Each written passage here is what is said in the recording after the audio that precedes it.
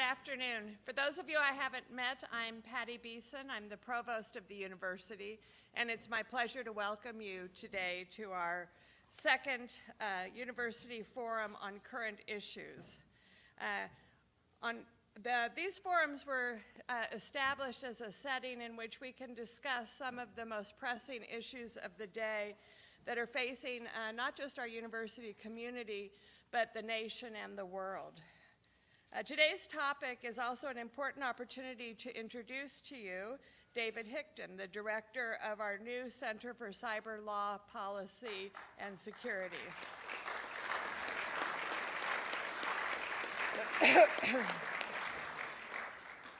Obviously, he needs no introduction, but I'm going to go on anyway. David Hickton served as the U.S. Attorney for Western District of Pennsylvania from 2010 till 2016, and he rose to national prominence in this role as a tireless advocate for fighting cybercrime and for working to stem the heroin epidemic across Pennsylvania and throughout the country.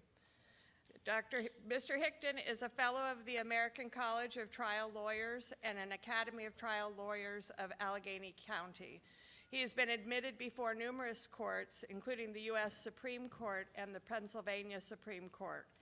He's also a very proud and active alum of the University of Pittsburgh, having earned his Juris Doctorate degree from our law school in 1981.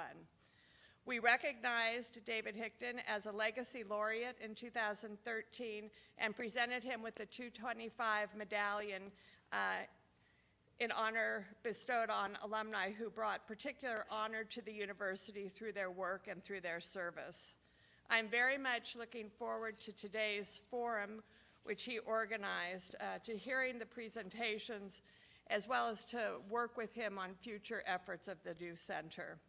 So with that, I'm going to turn over the podium to Mr. Hickton, one of the newest members of our faculty.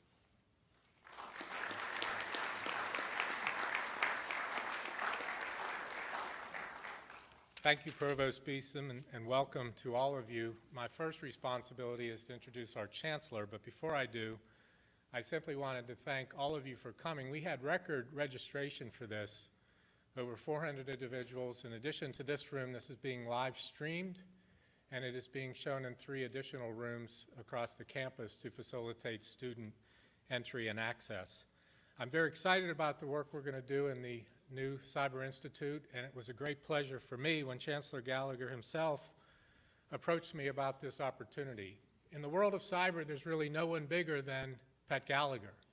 And a lot of the work that I did as U.S. Attorney was off the executive orders of President Obama, and perhaps the most important of those orders was the order establishing resiliency for our critical infrastructure, which Pat led as head of NIST. And for years, people have talked about the cyber threat and talked about perhaps we needed to have a cyber Pearl Harbor or a cyber 9/11 to wake us up. But it was Pat Gallagher's sober leadership through NIST which created the starting point for how we can avert that disaster and be as smart as we can be about dealing with this emerging threat. During this past year, President Obama created a 12-person commission to identify all of the cyber issues and the cyber opportunities to do a look forward for the coming administration to talk about how we can manage this digital age.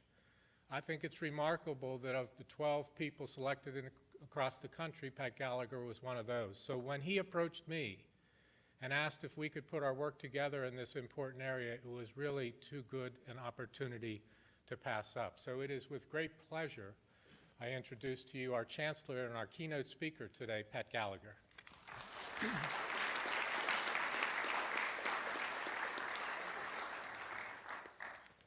Thank you, David. Welcome to everybody. It's, you can't scare me, I have children. Okay. It's great to be here, and I have 2 tasks, of course. One is to welcome you all here. And as I look at this audience, I realize one thing very quickly. If I started singling people out in that welcome, we would be here a long time. I would want to single each and every one of you out. This is a remarkable room. I am, however, going to point out one person in particular, and that's Governor Dick Thornburgh, who is joining us here today, another very special guest. So my second job is to, of course, welcome you here. And let me start by welcoming this remarkable panel to the University of Pittsburgh. We want to thank you for joining us for this exciting topic. Just to show you how excited we are and our welcome, we lifted the water drinking ban for you just as this was about to get underway. So if you don't want to drink the bottled water, you can drink right out of the tap. This is obviously going to be a very interesting and provocative discussion. And the one question you may have in your mind right now as you're thinking about this is, why in the world is the Chancellor of the University of Pittsburgh introducing a panel discussion on Russian hacking? And I'm wondering the same thing. But let me try to answer that with a short story that involves 5 dates. The first date was November 5th, 2009. On that date, I was confirmed as the director of the National Institute of Standards and Technology. And in that role, I was given a set of responsibilities that was quite broad. NIST is the nation's measurement laboratory. It plays a number of roles, but among those roles was a vital role in cybersecurity, which we'll come back into the story in a moment, and a role that you may never have heard of. Under the Help America Vote Act, or HAVA, which was passed in 2002, the NIST director was responsible for working with the newly created Election Assistance Commission to look at standards for the integrity of ballot vote casting systems in the United States. And if you remember the origin of that law, it was a technology-related issue in voting. And of course, the technology was paper.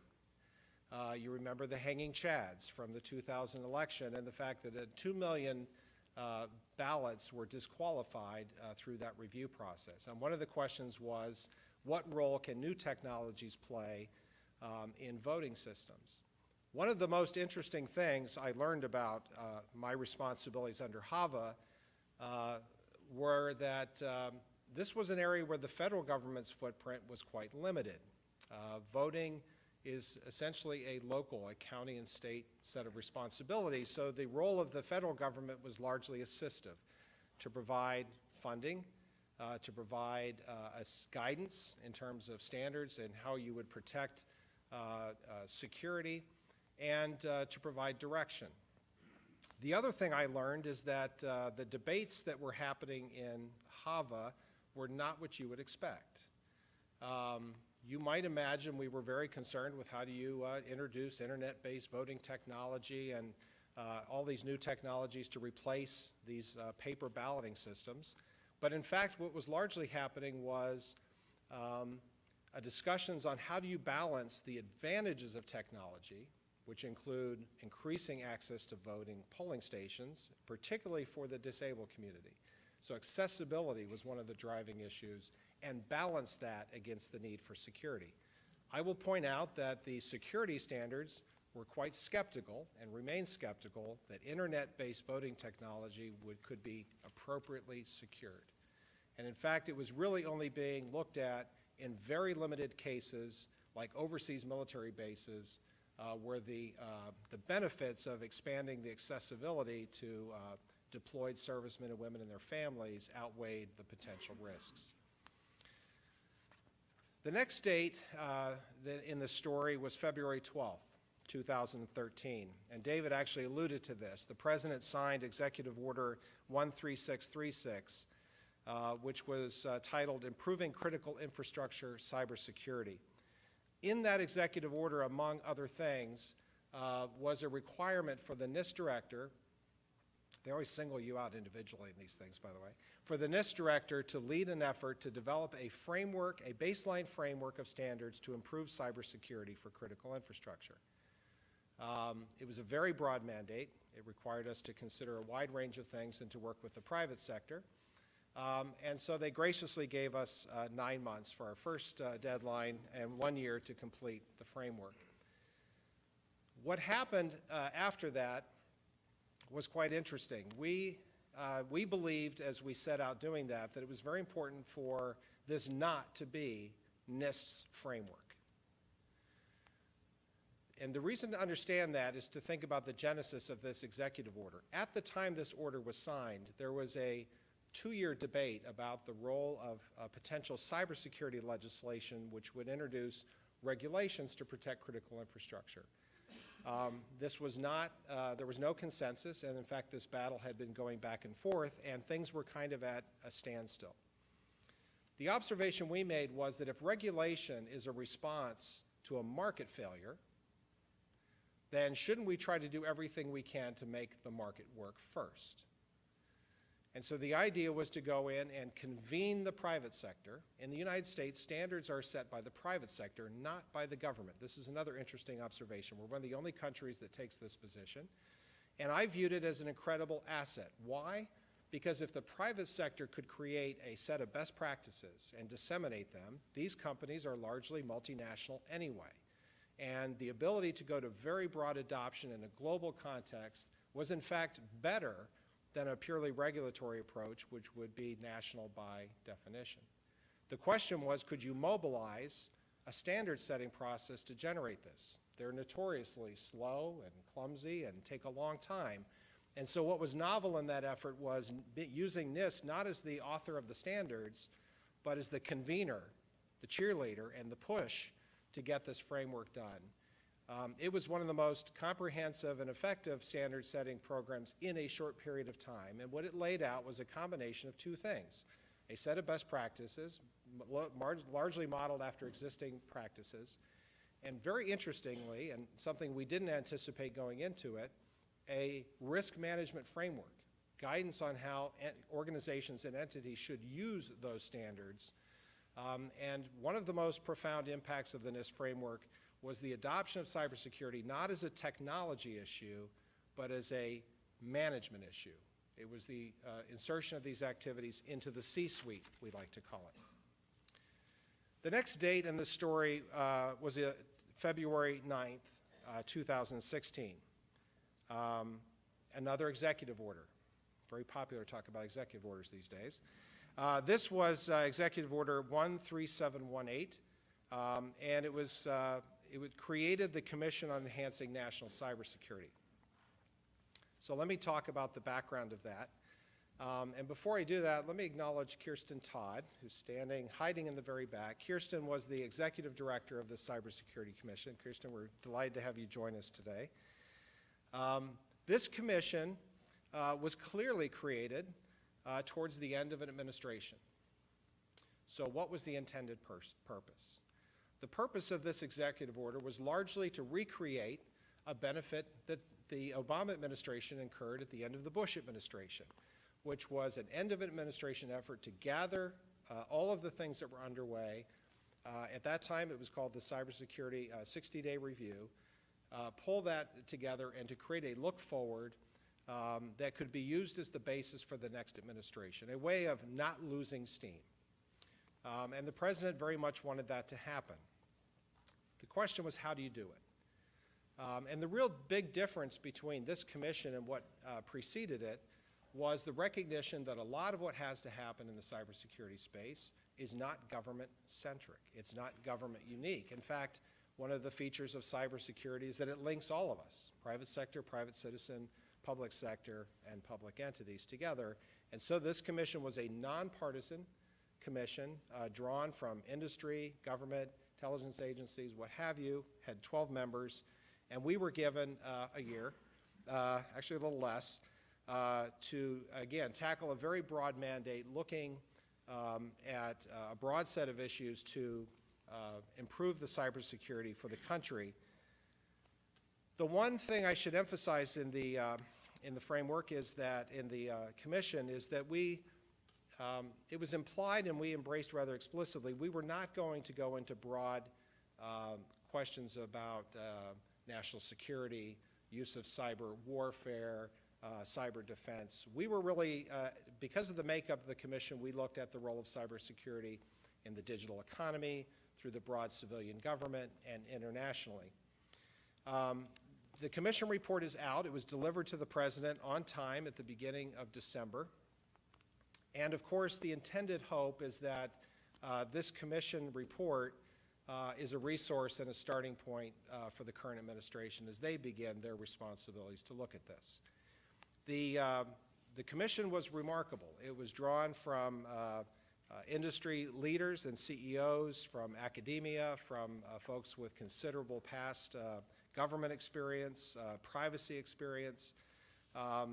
It identified a set of principles, and it cast its recommendations into 6 imperatives.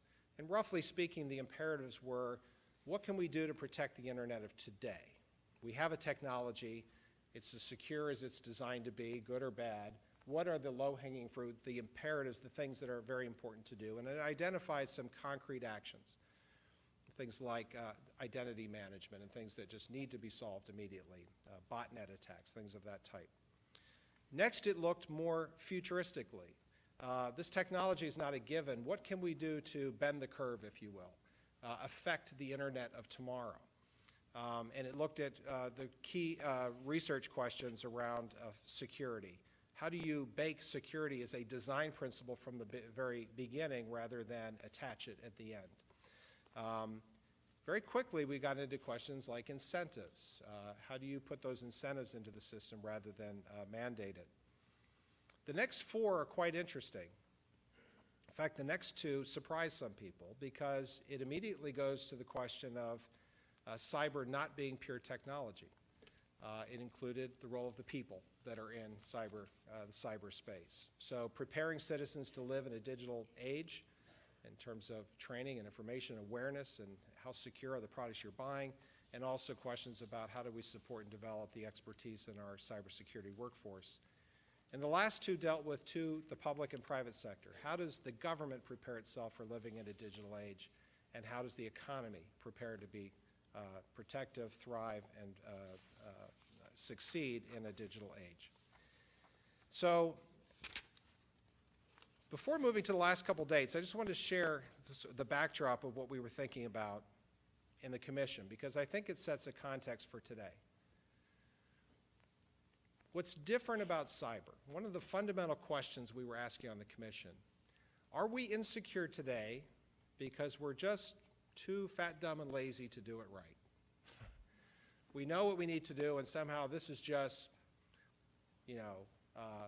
bad policy, bad management, nobody cares, lack of attention. Or do we keep failing at cybersecurity because of the complexity and the very nature of what this technology is? And I think as we went through the commission process, my view is that we ended up really much more in that second camp. If you think about what we have created as a humanity with the internet and cyber technology, we have connected billions, most of the people on this planet, with a high capacity, light speed communication with onboard processing.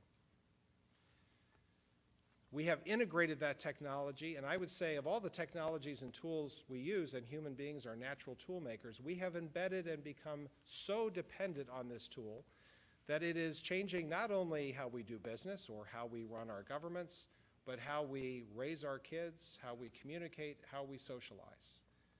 We are adapting ourselves to this new technology. And the other thing we have created is something of an unprecedented scale. And we have put ourselves from a time of information scarcity into information abundance. We are now looking at the system as having its own autonomy and ability to make decisions and think and interact. Many of you have watched the computer beat the pro poker players here recently in Pittsburgh. And so my premise is that one of the reasons we fail is we keep trying to solve cybersecurity by analogy with the things we knew before. And this may be fundamentally different. That the reason it's so hard to apply law in cybersecurity is that it actually breaks the underlying premise that was in the law, or the policy, that it violates the understanding we had.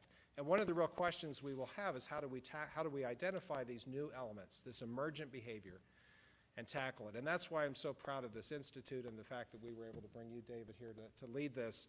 This is exactly the kind of forum we need to identify these kinds of questions and bring experts together, as we're going to do today, to debate and tackle these critical questions. Finally, last 2 dates. November 8th, 2016, Election Day. And it was an election that was immediately coincident with a controversy and a debate about what role cybersecurity, other nations, played in the integrity of the vote. And let me be clear, not the vote casting, that's the narrow part of this, but the entire electoral process. The question of our confidence in what people were saying, whether opposition research and strategies were leaked, whether public opinion was being moved, whether uncertainty was being cast. Those questions are still with us today, and it's the catalyst for today's panel. And I am looking forward to this more than any other, and which brings us to the final date in my story, which is February 2nd, 2017. So I hope you'll join me today as we hear this remarkable panel and seek to learn more about Russian hacking, what we know, and why this may be different. Thank you all very much.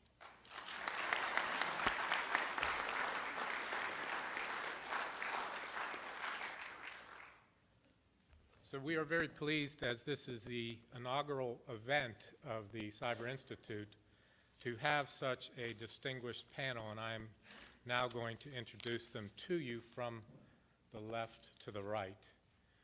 Ellen Nakashima is perhaps one of the best reporters in the world, and certainly in my experience when we were doing the big cases in 2014, the one we feared the most and had the most respect for. I frequently said that Ellen could get a secret out of a statue.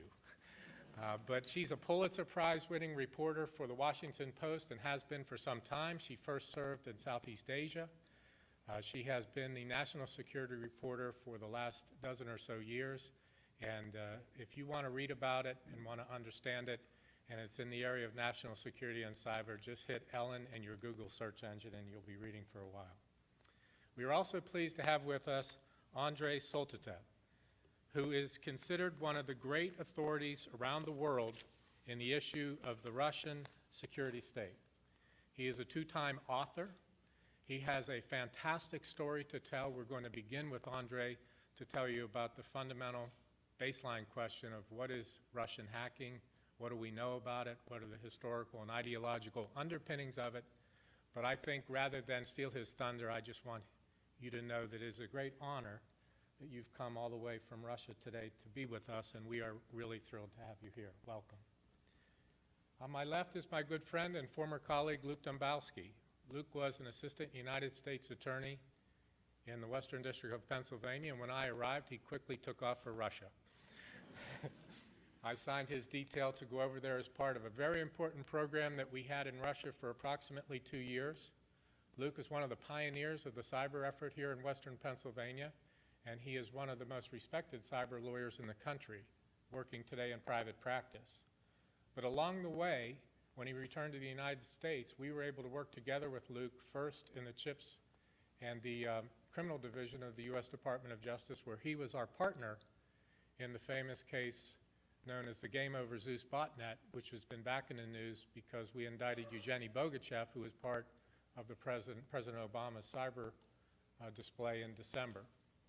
And in addition, Luke had responsibilities in the later part of his career in the National Security Division, where they took the case we did against China, and Luke had direct responsibility for negotiating with China on how we created the framework going forward off of that case. Luke is now a partner at Devobois and Plimpton in Washington, and he is a great friend. And Luke, welcome back to your alma mater.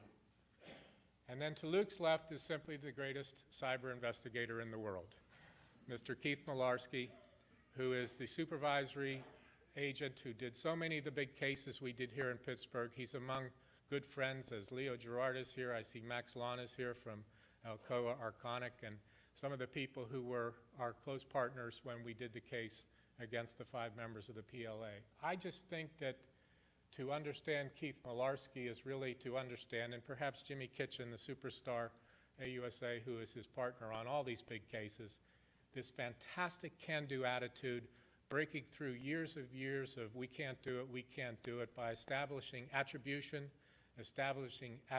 through commercial anonymizers, and establishing attribution by breaking the secret of the institutional architecture that our adversaries have had in this country for decades through compromised computers. So Keith, thank you very much, and thank you for your exceptional service.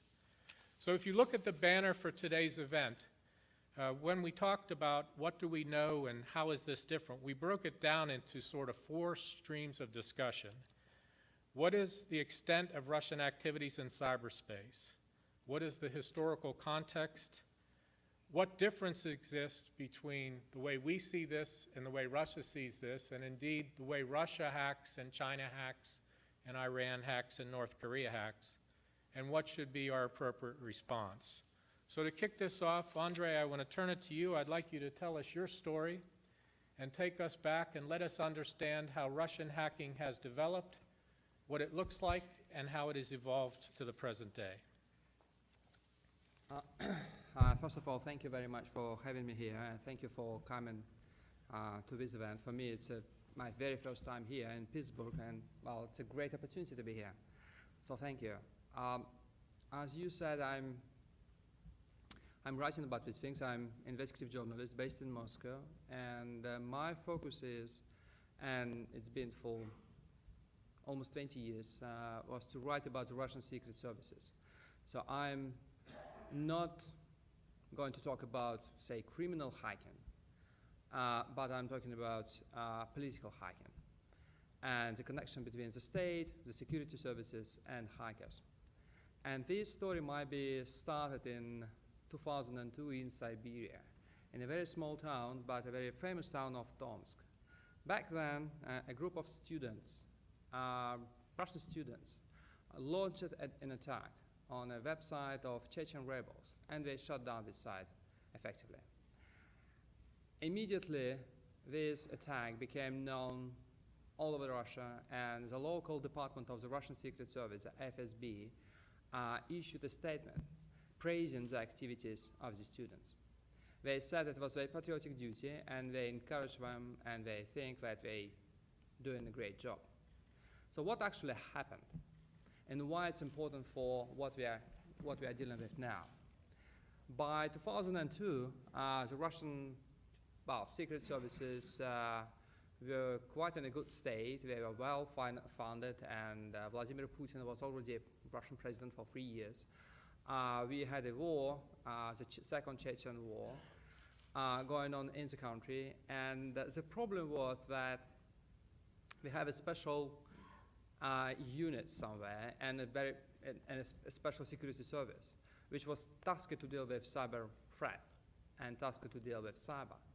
The problem was that this particular agency was built out of 2 departments of the KGB, and people inside, they maintained this mentality of the KGB, which means that when they try to understand what is the main threat posed by the internet to the Kremlin, for many years they believed that the biggest threat is posed by a possible penetration by, say, Western intelligence agencies into the government communications in Russia. And they spent lots of resources, of money, and all of stuff trying to prevent this kind of things of happening. The problem was that when we got the real crisis in terms of information, and that was the Second Chechen War, the Kremlin found itself in a very strange situation. They found a way how to suppress media. And it was a disaster story. I do not want to give you all these details because it's another story, but media freedom was mostly crushed in Russia in 1999 to 2002 under pretext of fighting this big war with terrorism. But there was one thing which was not under control, and that was the internet. And the Kremlin found itself in a situation where the internet provided but it actually was not a threat of penetration, but it was a threat that Chechen rebels found a way how to use the internet to spread information. Sometimes it was a genuine information, and all journalists, including Russian journalists, used this information. Sometimes it was disinformation and propaganda, but nevertheless, the Kremlin had no means to deal with this problem. The security services, they still struggled, and they didn't know how to react, and we got these students. And these students provided to the Kremlin with a great tool. we showed a way that there might be some people who might be not officially associated with the authorities. And maybe they need only to be encouraged to go to some particular way and to attack particular websites. And that would provide plausible deniability, and that would lower significantly the risks for the Kremlin. And since then, since 2002, this tactics was applied not only to websites based in Russia, and it was not only about the Chechen rebels. Very quickly, we got lots of groups of patriotic hackers, and they started attacking opposition websites, media, just activists, and in 2007, it was a story about Estonia. And what we got actually in Estonia?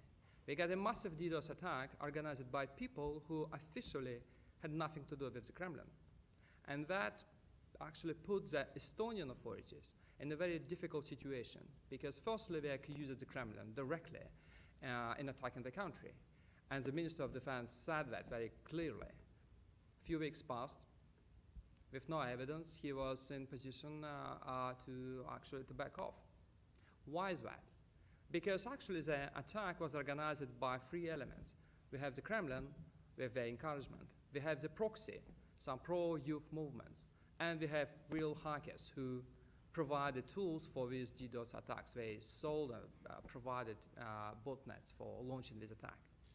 And that actually was the very first time when we saw this scheme, when you have the outsourcing as a tactics, which might be used extensively to conduct very sensitive operations.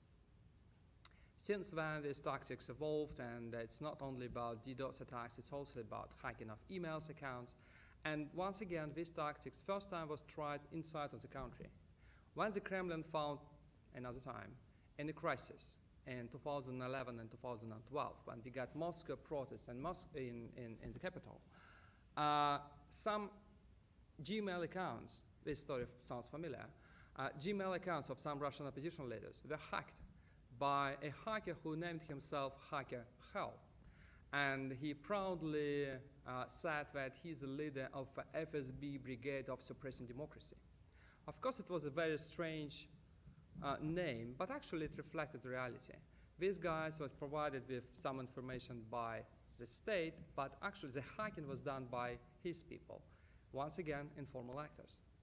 And since then, we have these two parallel stories. On the one hand, we have formal actors. We have security services. Since 2014, we got the military hugely involved in cyber. We have cyber troops, and we have Security Council. We have all these elements which supposedly should be in charge of conducting cyber operations. And at the same time, we have lots of informal groups. And these people are mostly used. And that, once again, provides the Kremlin with the opportunity to say, we have nothing to do with that. Remember the very first remark made by Putin's spokesman, Peskov, immediately after the report by CrowdStrike was published. He said, well, I deny that any Russian government organizations was behind this attack. And that was a reflection, in a way, how these things are organized. And of course, it's a big problem for everybody, including for Russian journalists, because it's a question of attribution. When you are dealing with informal actors, when you do not have this conventional chain of commands, when you do not, that you are not dealing with the military or the security services, or they might have some very strange or surprising roles, that makes the situation extremely hard, and you cannot actually see the whole picture. And I think it's a big problem today, and nobody knows how to solve this problem. I mean, the problem of attribution and of providing evidence. Because when you are dealing with informal actors, that's the problem. Where to find hard evidence, and where to find the evidence that would link directly the people who are behind the attack with the authorities. So Ellen, you broke the story on the election hack, but I'm going to defer for 1 minute and have Luke, you tell your story about when you arrived in Russia and what it looked like there and what your responsibilities were when you went to Russia on behalf of the Department of Justice. for having me here. So the Justice Department's main job, obviously, is to prosecute people, prosecute criminals, and I was one of those, as Dave said, for many years, specializing in these cases for about 8 years, 2002 to 2010, and took advantage of a program that we had at the time in many developing countries, and still exists in other countries, not Russia anymore, unfortunately, called the Resident Legal Advisors Program, or RLA program. And you're basically a legal advisor based at the embassy to the country, to the host country, to talk about U.S. law, to work on capacity building, getting the countries on the same page.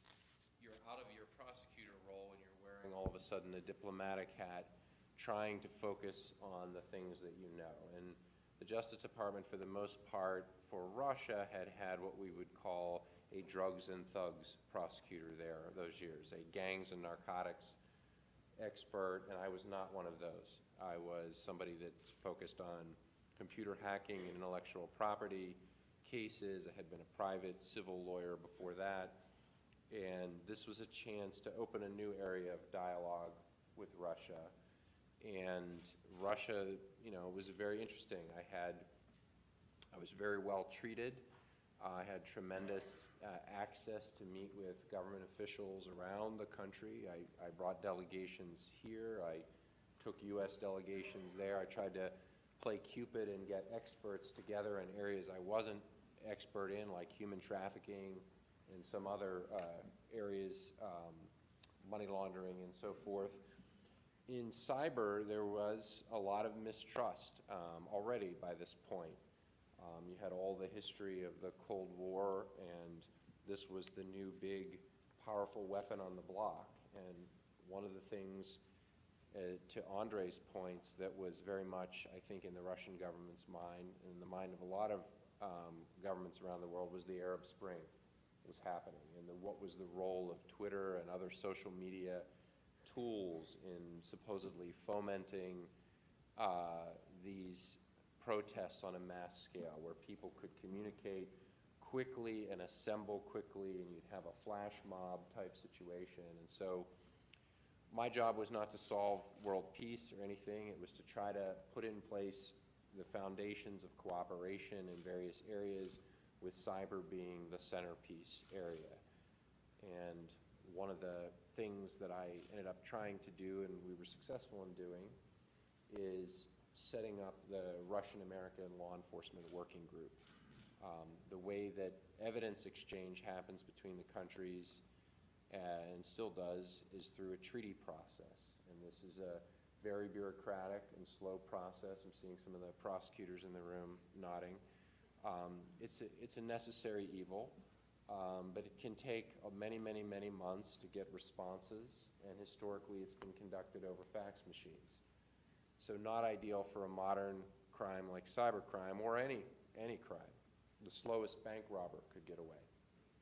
So the goal was to use resources at the embassy that were already paid for by U.S. taxpayers, that were sitting around waiting for the phone to ring, to work with their Russian colleagues, the Secret Service, which has a PR problem with Russian law enforcement, because Sekretnaya Sluzhba basically translates as spy service, even though they're mostly not, they're mostly guarding the president, and they do financial crimes and zero intelligence mission.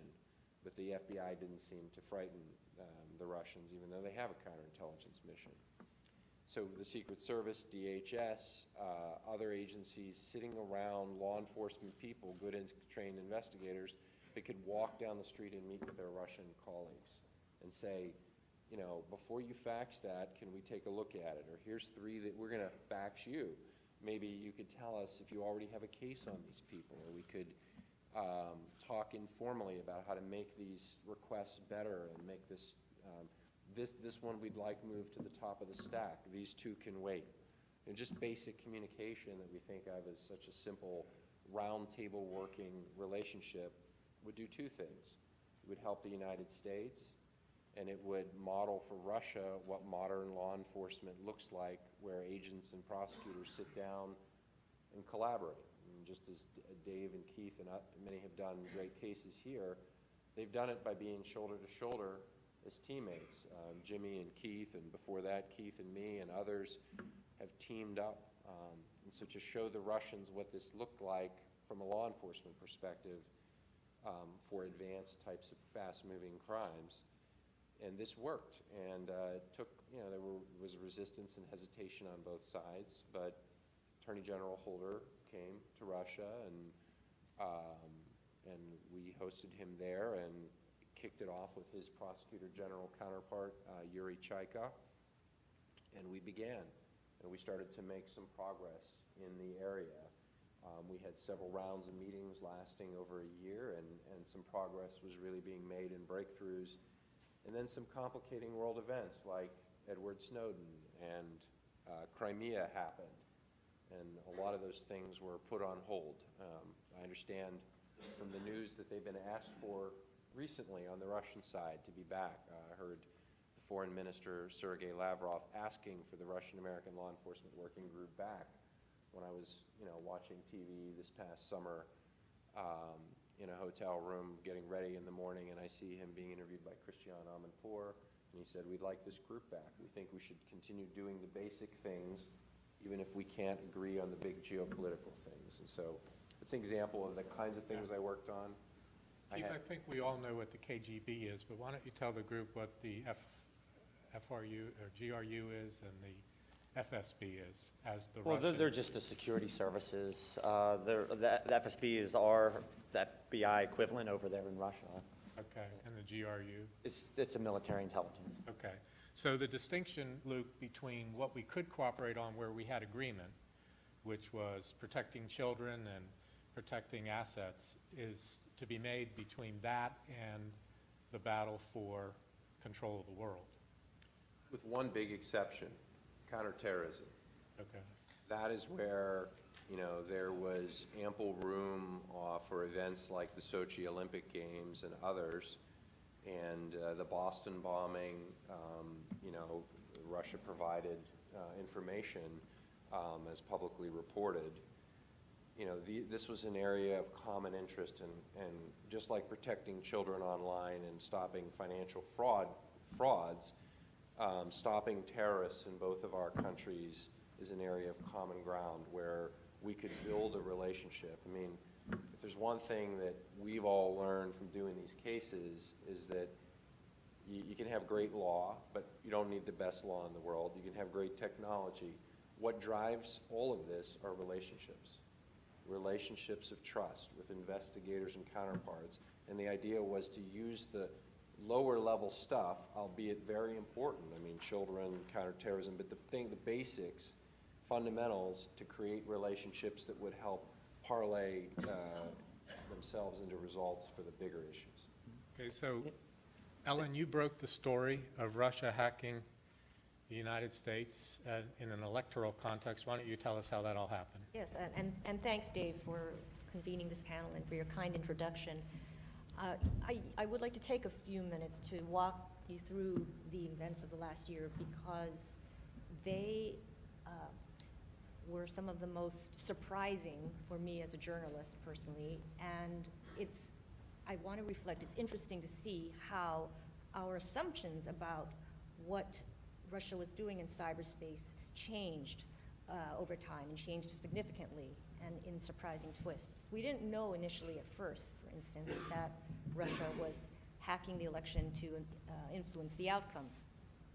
So last June, mid-month or so, I got a call from the lawyer for the Democratic National Committee, Michael Sussman, and he said the DNC had been hacked and they want to go public. So he brought me in, sat me down with Amy Dacey, who's the chief executive of the DNC, and Sean Henry, who's, is the co-founder of CrowdStrike and led the forensic investigation into the hack. And soon it became clear to me that, this was a pretty significant hack. They had two different Russian spy services, the GRU, which, as Keith mentioned, was the military intelligence service, and the FSB, the secret service. Competing spy units, hacker units, had gotten in at different times and owned the DNC systems. And at the time, the interesting big headline for the Washington Post anyway was that one of these hacker teams had stolen the Trump opposition files, research files. So it was, you know, Russians hacked DNC, Trump Oppo research files stolen. And, you know, there was immediate speculation as to whether was the Kremlin trying to help Trump? Were they going to share these files with Trump to maybe let him know what the Democrats had on him? We didn't know. Then the next day, immediately, a guy named Guccifer 2.0, or a hacker who went by the name Guccifer 2.0, claimed responsibility for the DNC hack, saying that he was a Romanian, and he started to put up some of the files that had been hacked.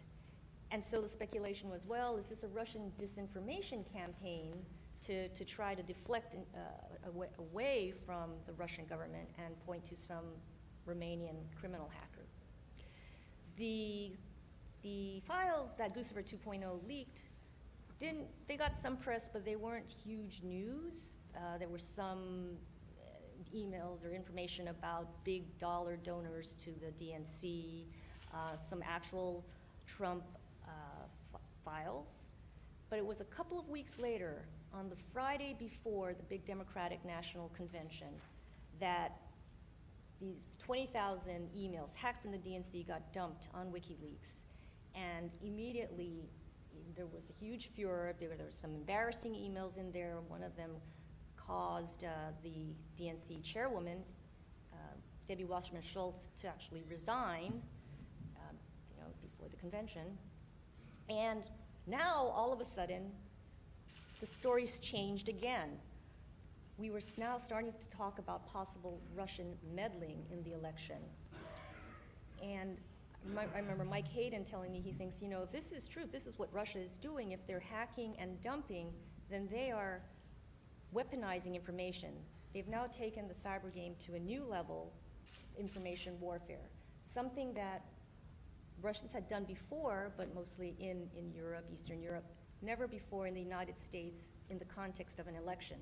And this was new. And significantly, it caught the US government, the Obama administration, flat-footed. For all the war games and strategies and policies that it had worked out over the years, and notably the one that led to also the indictments of the 5 PLA, it hadn't planned for a nation state, a sophisticated nation state, coming in, hacking some political party, and then dumping thousands and thousands of emails out into the public in the midst of a high-profile presidential election. And this was right now, we're talking in the summer, July, August, there were more and more hacks, more and more leaks of mainly Democratic emails. And it started to, you know, some of these were making front page news. We also started to see some Podesta emails come out. This was getting to be pretty serious. And there was internally, within the Obama administration, a lot of heated or intense debate as to what to do. Should we call out the Russians? Because remember, by now, the FBI knew early on, even before the DNC announced that the Russians had hacked the DNC. Should the US government publicly blame Russia, call them out, make attribution? And if so, should they also impose some sort of sanction or punishment in retaliation to try to deter Russia from doing more? There was lots and lots of debate about this internally. Some people were concerned about possible retaliation because, after all, the United States is highly vulnerable with its own networks, as Chancellor Gallagher pointed out. And if we took some action, would Russia retaliate and knock out the grid? The intelligence community was also worried about disclosing some possible sources and methods if you make attribution. But I think the primary concern in the end, what paralyzed the White House, the administration, was the fear of appearing to look partisan and putting its thumb on the scale in the election and making it look like they were intervening to help Hillary Clinton win and hurt Donald Trump. Especially because I think at that time everyone assumed or thought that Clinton was going to win. So, you know, why give the opposition any more ammunition to accuse the Democrats of being partisan.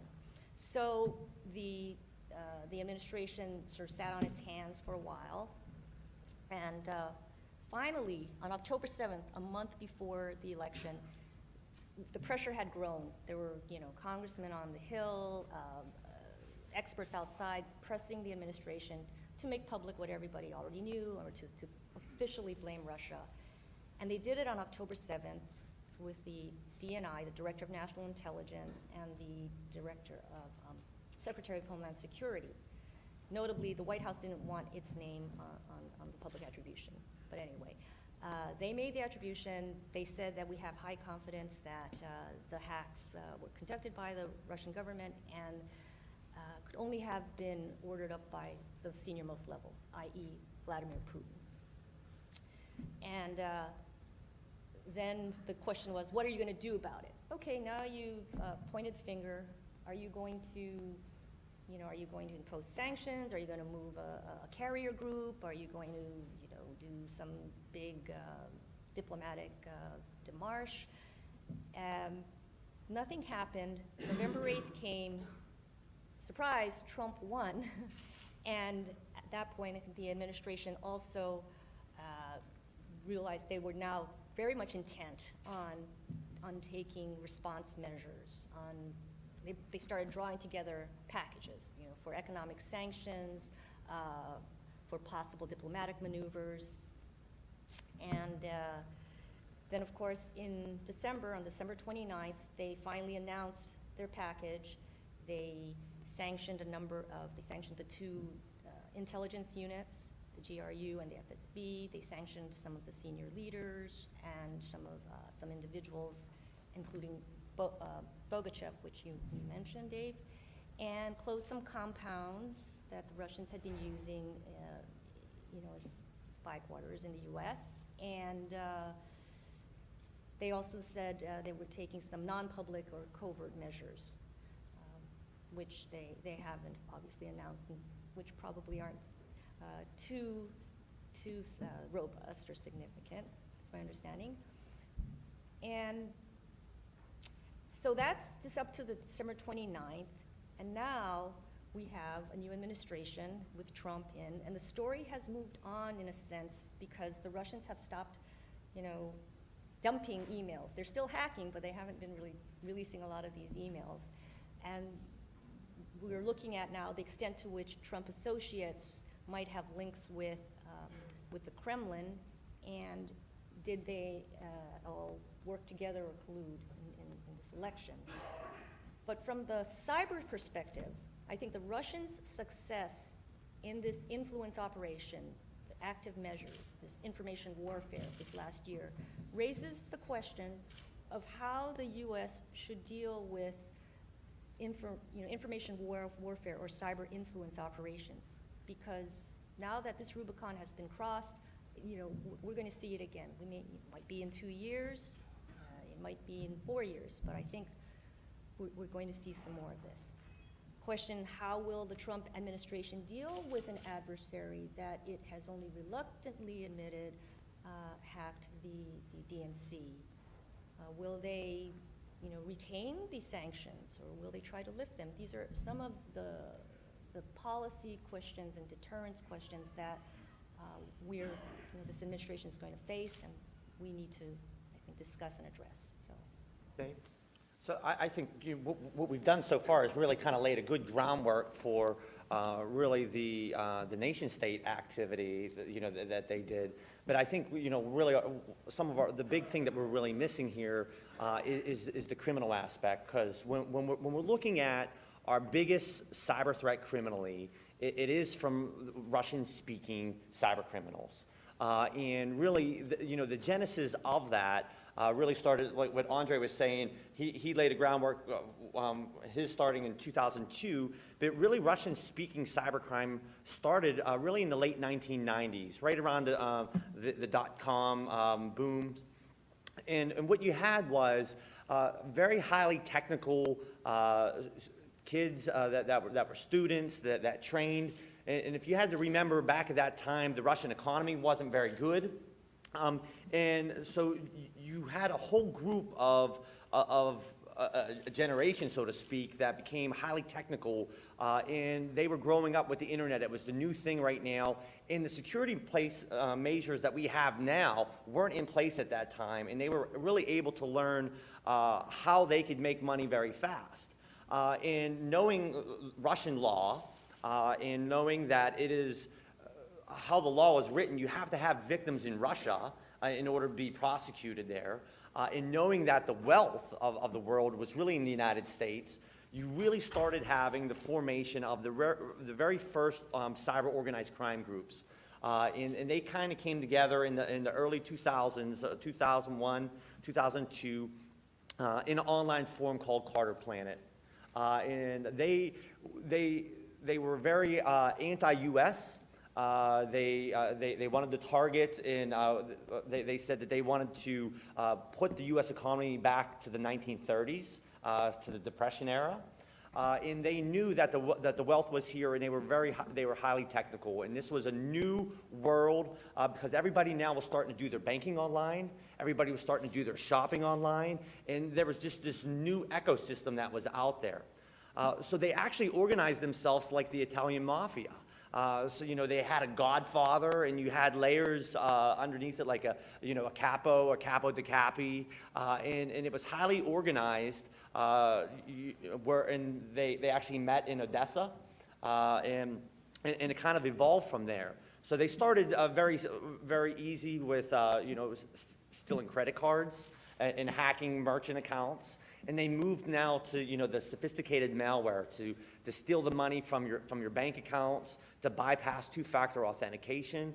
And when you look at the threat from Russian cyber criminals, it's our biggest cyber criminal threat.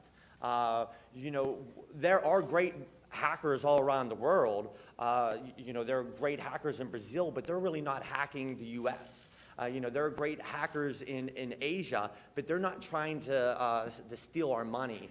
The majority of the cybercrime that we're seeing that's highly technical is coming from Russia, and that's our biggest threat. And I think that when we throw in what was mentioned before about the criminals being used, we really have to understand that criminal ecosystem and really how that works as well in this equation. Thank you, Keith. So any on the panel, but maybe Andrei, tell us how the criminal hacker crosses over to doing state hacking in Russia. How do they use the criminal hacker to achieve their national aims? Well, given the fact that actually the question of attribution is still not really solved, I mean, with technical analysis, with means of technical analysis, you can, for certain, you might identify a country, and you can say whether this particular attack was state-backed, but actually that's all.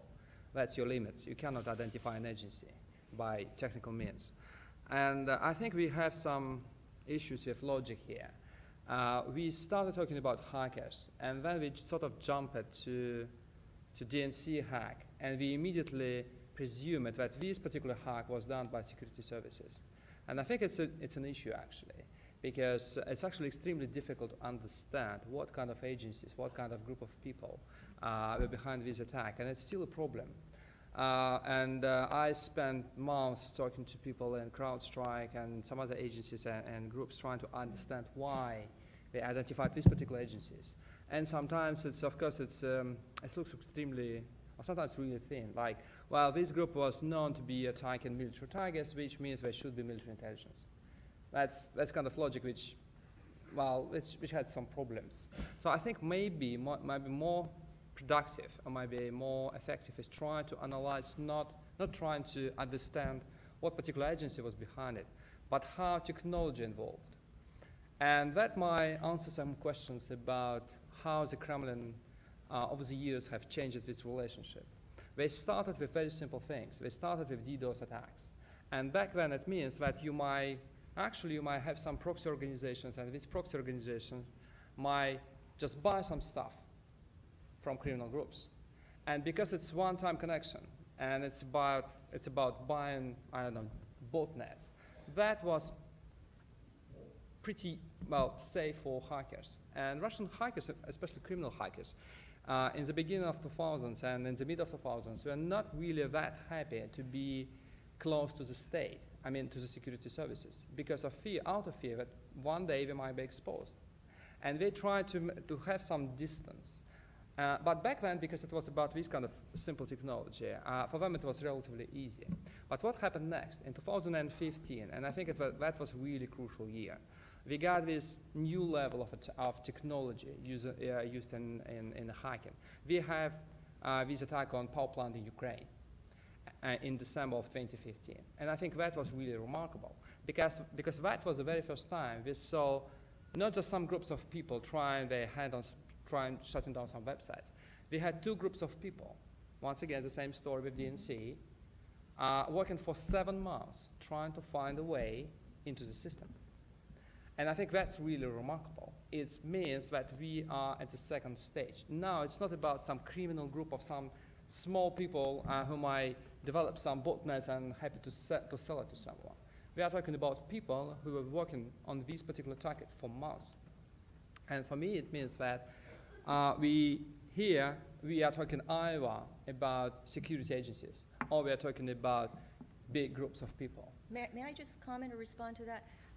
I take your point about, getting the technical and forensic evidence to actually point back to the individual hacker, and it may well be that there were some contractors or working for the security services who actually conducted the hack. But I think intent matters, and what I also meant to mention, and I excluded from my little walkthrough, was there's another key point in the story in which sometime in the fall, right after the election, the intelligence community, led by the CIA, changed its assessment of what Russia's intentions were. Earlier on, it was, they looked like they were meddling in the election, but maybe it's just to sow confusion or undermine confidence and faith in the electoral process. But after the election, they now assessed that it was actually the Kremlin's intent to undermine Clinton and even help Trump win, which was another, a shift and something surprising. And it was based in part on, according to our reporting, signals intelligence or intercepts of Russian officials kind of congratulating themselves after the election, showing they were pleased or happy with the outcome, as well as intelligence that found that there was an individual or individuals who were one step removed from the Kremlin, so I imagine that's some sort of proxy, who actually delivered somehow transmitted the emails to WikiLeaks, so showing, the Kremlin involvement. So whether it was, criminal hired, or selling his services to the FSB or GRU hackers themselves, I think the intent is what matters. You're also talking about changing behavior, right? Maybe I was not I'm sorry, I'm speaking English, and so maybe it's my problem. So the point I wanted to make is that sometimes, especially in Russia,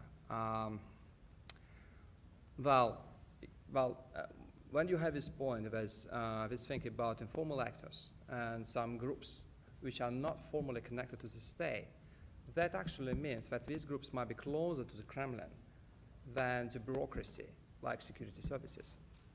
And that's actually, it's an extremely important thing, because bureaucracy in Russia, they tend to be really, really slow. I tried to make this point about the Chechen war. It's still the case. They're extremely slow. They were really slow at responding to the Moscow protests in 2011 and 2012. And as any bureaucracy in the world, but especially Russian bureaucracy, they love to have some sort of order. And they love to have all this paperwork in order, just to be on the safe side. The problem with informal actors is that now these people, they exist not only on the level of execution, but they also exist on the level of decision-making. And that means that these people might be really extremely close to the Kremlin, and why they are not restricted by any kind of bureaucratic rules, they enjoy this direct access, and that made them much more adventurous and flexible in their actions.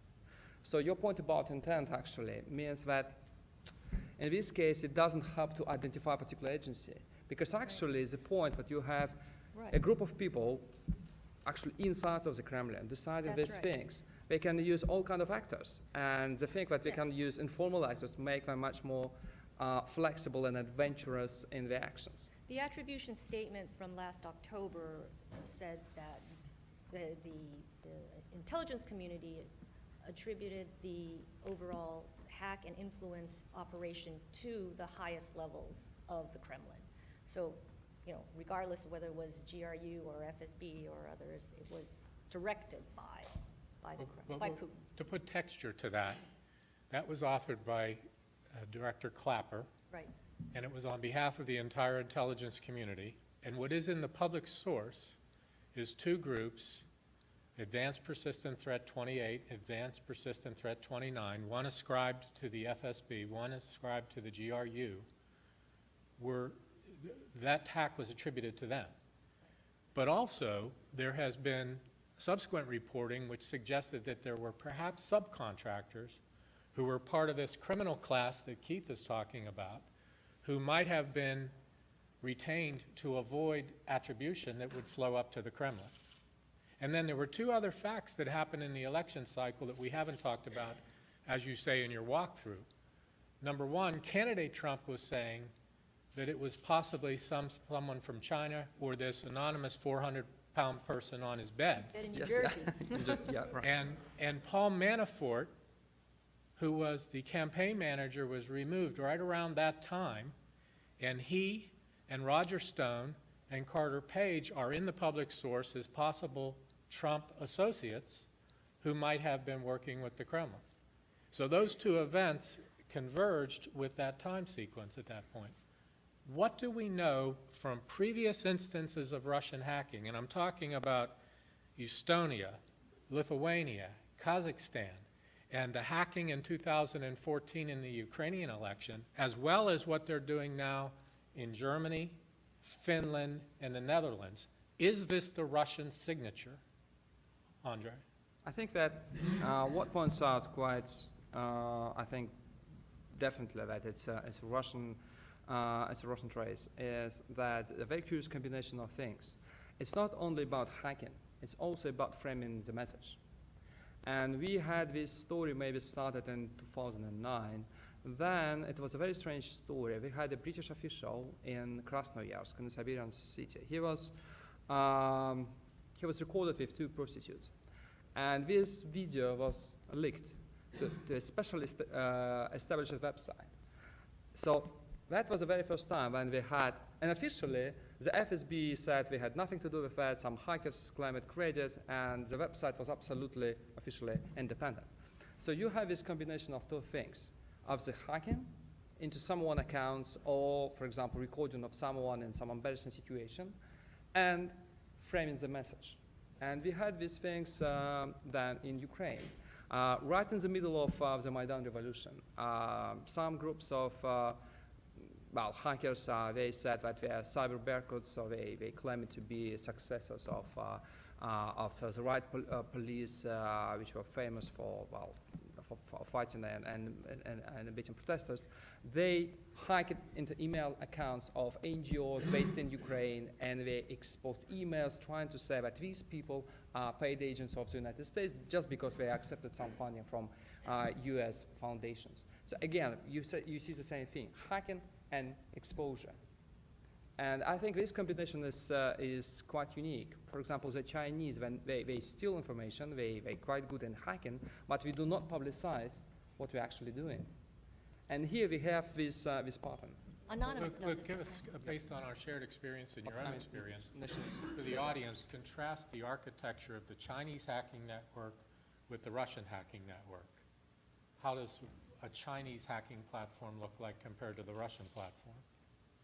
Well, in terms of what I can say, I mean, you see the manifestations based on the cases that you and others have led, which are a wanted poster with people wearing uniforms when it's China. We haven't seen any wanted posters with uniformed members of the Russian military or security services. And I think it goes to Keith's point that historically the talent there has been in the criminal set. that's been the most sophisticated set of criminal actors in the world, and for reasons that are not just technical, but also a long history of organized crime and being pretty good at scheming. And so it's not just your ability to get into access a certain position in a computer, it's knowing how to capitalize on it and get the cash out and get around, use middlemen and money mules and set up networks and do things internationally. That's the difference between them and historically, say, Chinese criminal actors who seem to have been pretty naive until very recently. So let's tell the Yeah, group let me- the story yeah. about Evgeny Bogachev. Well, let me actually add on that. I mean, I think that's the interesting thing with what happened this fall is, we see this new paradigm shift in the fact when you look at some of the biggest hacks in U.S. history, when you think of our OPM hack or Anthem, that we're talking a tremendous amount of data, on all these people. That's never surfaced. And when we saw, the events of the fall of stuff being released, I think that kind of put a shiver down everybody's spine because usually, hey, well, my stuff got hacked, and the biggest worry was, hey, is there going to be fraud committed against me? I'm going to secure my credit or whatever. But now my dirty laundry is going to get aired. So I think that's kind of a new paradigm that we really hadn't seen before. Right. And I think that people spoke to that. Where are we going to go? Are we going to take the mores and rules of the road that we have in the pre-digital age and apply them in the digital age? For example, as I think Senator Rubio said, it's the Democrats this time, but it could be us next time. And do we want to have people running for office running against the threat that their daughter's email account is going to be exposed? Well, I don't want to suggest that this is not a big deal and a really serious issue for the country, but let's take a big step back and put it in historical context. If you've read books like The Great Game, you know that the Soviets and the Americans have been involved in this, global proxy war and regime change war for decades, supposedly. This is pre my time. I mean, I'm a kid growing up reading about these things, and both sides have had their propaganda, so to speak, about these things. But the idea of regime change and whether the U.S. should be engaged in it, for example, is a current topic even in this most recent election. So if you go back to 2012, when I was at Embassy Moscow and President Putin was running to come back to office, replacing President Medvedev, there were massive protests on Red Square. There were protests in Petersburg and in Moscow, and these got to the size of, I think, about 120,000 people, really big protests. And there was a lot of noise being made that Putin was perhaps in jeopardy. The Western media was reporting this, and there seemed to be some fear, and the internet wasn't completely controlled at that point. A lot of the state television was under control already at that point. But a lot of this was getting out all over the media. And when that election was finally won by President Putin, there was a period of what you might say is retaliation or retribution for what was perceived as U.S. and Western meddling in that election. I'm not here to say it happened or excuse it or anything. I'm just talking about perceptions. And the perception was that the U.S. had funded groups and subversive interests and NGOs that were trying to undermine the government and had used Twitter and social media and other things like in the Arab Spring. And Andrei will be the expert as our one Russian citizen on the panel. But my view is that Russia viewed this as a very successful and frightening U.S. exercise of what we call soft power. So in the Great Game, the U.S. always had the upper hand in soft power. We just didn't drive tanks into people's capitals. We also could do other things that were, able to manipulate the message. And so if we, the U.S., have talked about cyber as a tool, and just another tool in an arsenal of things, not something magical, but really just a tool, the way we communicate in the 21st century, then why shouldn't we expect those, whether nation states, hacktivist groups, proxy groups, whoever, why shouldn't we expect them to try to use that tool? And we're not just talking hacking John Podesta's email. We're talking about fake news, which is today's word for propaganda that's been around since the dawn of time. We're talking about trolls and denial of service and all the kind of things that you can do to raise up a message, true or not, and put somebody else's story down or drown it out. And so I think we have to respond by doing what my firm, for example, advises our clients to do, which is create layered levels of security. A campaign is going to run around city to city and have very relatively loosey-goosey cybersecurity. This was not, I mean, I wasn't around, so I'm reading what I read in the newspaper about this. Hacking somebody's email in a campaign is not a sophisticated thing. This is a phishing email, I'm sure, some very low-level thing that, my 74-year-old mother could be trained in about 30 minutes to execute successfully. Well, she's very smart. She's the smartest. But this is not a sophisticated thing. And you can debate OPM, which, by the way, I take to stand for other people's mess, having been one of the responders.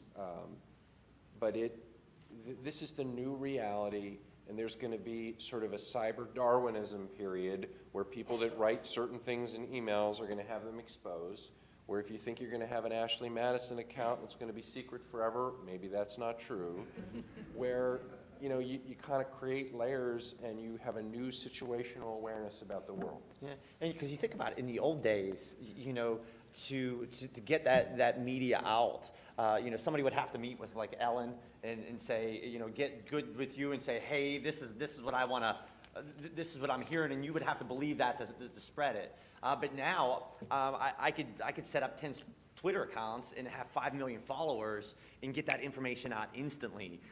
So you can manipulate the information day to day to the message that you want. So the same James Clapper we were talking about puts out a worldwide threat assessment as the Director of National Intelligence, and this is the one he put out in 2015. We're on the heels of some of the enforcement actions here. He was saying that it is important to put consequence into the equation for people who will hack, or else it will go on unabated.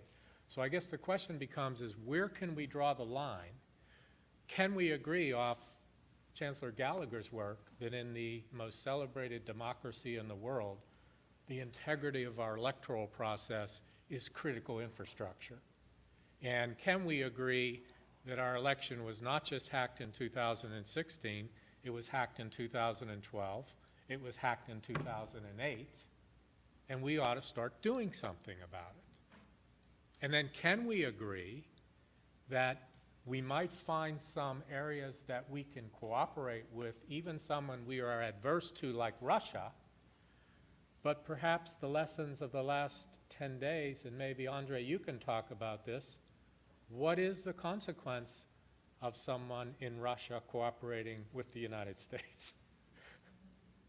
I mean, they picked up, talk about what's happened just in the last couple. Yeah, in last, actually, it started in the end of December. We got, it's not actually still not clear how many, but it looks like 3 FSB officers were sent to jail alongside with a guy from Kaspersky company, and it looks like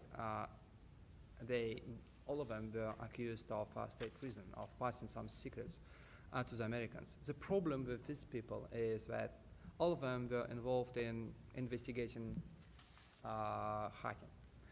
Not political hacking, but criminal hacking. And in this capacity, all of them had contacts with the Americans.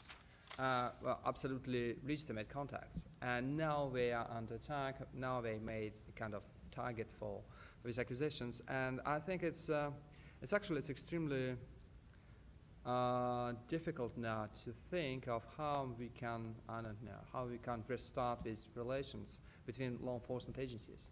Because it's not only now, it started not now. Remember the most romantic period, just after the Boston bombings and before the Sochi Olympics. And of course, this romantic period was not that romantic, but it was caused with rapprochement between two countries, was caused by fear.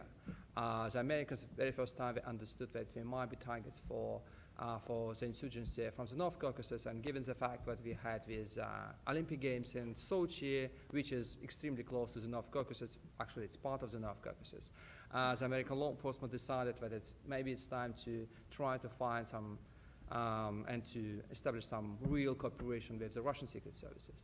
But what happened next? A year passed, and the FSB exposed, well, actually, they had a big story that one of the FSB officers was approached by his contact in CIA, and the CIA guy tried to recruit him. So immediately you see that instead of this climate of cooperation, you see that we're still dealing with paranoia and all kind of accusations of state treason and well, working for another country's agency. So I think that's a problem. So every success story, well, inevitably ends up with some prison charges. Tell the group your story. You've been interrogated how many times? You were fired? Many times. Yeah. Talk about that. Talk about the difference between what it's like to have an open conversation about this subject in Russia as opposed to what we aspire to provide here. Well, the issue is that it's extremely, well, when I started writing about these things, it was back in 1999, and back then, we had lots of journalists in Russia reporting security services or terrorism or, say, the war. And every publication in Moscow, they had an investigative department. In 5 years, we came to almost, well, actually, we are trying to count how many investigative journalists, not departments, but journalists we have now in Moscow last year, and we counted only 6, or maybe it's about 8 people. So the thing is that this system of control is so effective that it's not, sometimes it's not about direct pressure, but it's about how to put pressure on your editors. And then your editor might tell you that, look, maybe you need to stop writing about these things, maybe you need to forget about this particular job. And lots of my friends, they just lost their job. Actually, I cannot be hired by Russian media since 2009. But thanks to the internet and all this new brave world, I have my books published in the United States, so I can communicate with my, well, editors and my publisher, and when I have something really sensitive, and I can find some Western publications, and then I can only hope that maybe some Russian publication would pick up the story and translate some of these stories. And actually, that's the way how we try to organize things. So if we have something sensitive, we first try to find some, a Western publication to get it published, and then maybe, well, after a few days and maybe sometimes months, in case of books it's about years, well, this particular information might find its way into the, well, to the Russian audience. But my concern, I just wanted to pick up this point about disinformation. Well, maybe I'm extremely skeptical and a bit scary by what we see in Russia, but I have this warning for you. When we're talking about disinformation, it's such a dangerous idea. I mean, the fighting of disinformation. In our last book, which was published last year, The Red Web, it's all about the Russian internet. We made a special point. My co-author, Irina Baragan and I, we made a special point trying to draw the line between the Russian approach to control of the internet and cyber and the Western approach. And it's not only about complicated things, it's about terminology. The Russian cyber generals, they insist to talk about information security. The Americans for years have insisted to talk about cybersecurity. And the difference is that cyber, it's about communications, computers, it's about technology. Information technology, unfortunately, it's about information. So the Russian generals always have insisted that we need to control information. We need to talk about content. And unfortunately, right now, I see in the West that people started talking about control of content. And I think it's extremely dangerous idea. When you start talking about content, you inevitably, you would find yourself in a situation that maybe you need to think of, maybe this guy, he writes something critical of this particular administration, maybe he's a puppet of a Western government. We had this thing in Russia. And we also got this thing because back then, we got this when we had this climate of a besieged fortress. We got our press, well, our media censorship back in 1999. Why?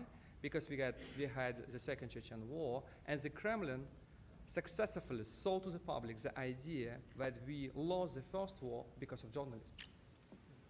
What we see now, that we have lots of talk that maybe media should be held accountable for what happened during the elections. And I see some unfortunate, well, parallels, that people try to blame journalists because all technology. And I think it's too easy to be true. I mean, you cannot find one particular point that says, well, that's technology to blame, or that's journalists to blame, they're too lazy, or that's technology of disinformation to blame. The world is a bit more complicated. So in Russia, are your internet communications patrolled?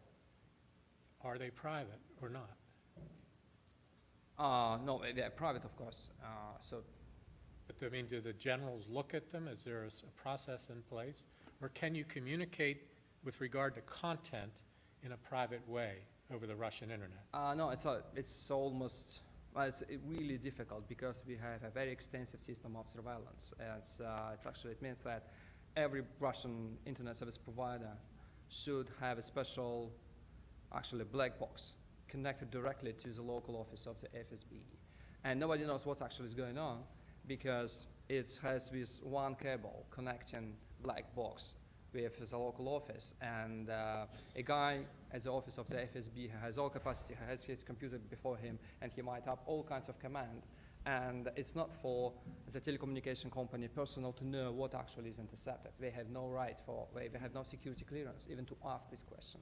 So we have a very strange and Kafkaesque thing about a warrant. And I think you would love it. So according to the Russian law, because you know the thing, because according to the Russian law, the FSB should get a warrant from the court to start interception.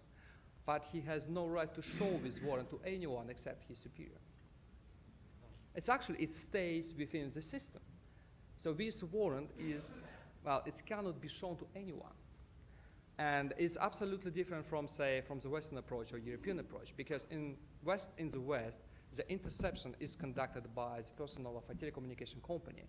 So when someone wants to intercept your email, well, he sent this warrant, for example, in Europe, he sent this warrant using cables to, say, British Telecom. So British Telecom personnel not only has the right, but actually they ask to see the warrant.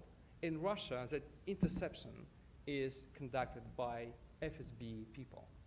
And telecommunication personnel, they have no right, no capacity to see what's going on. So how does that affect American internet service providers for communications in Russia?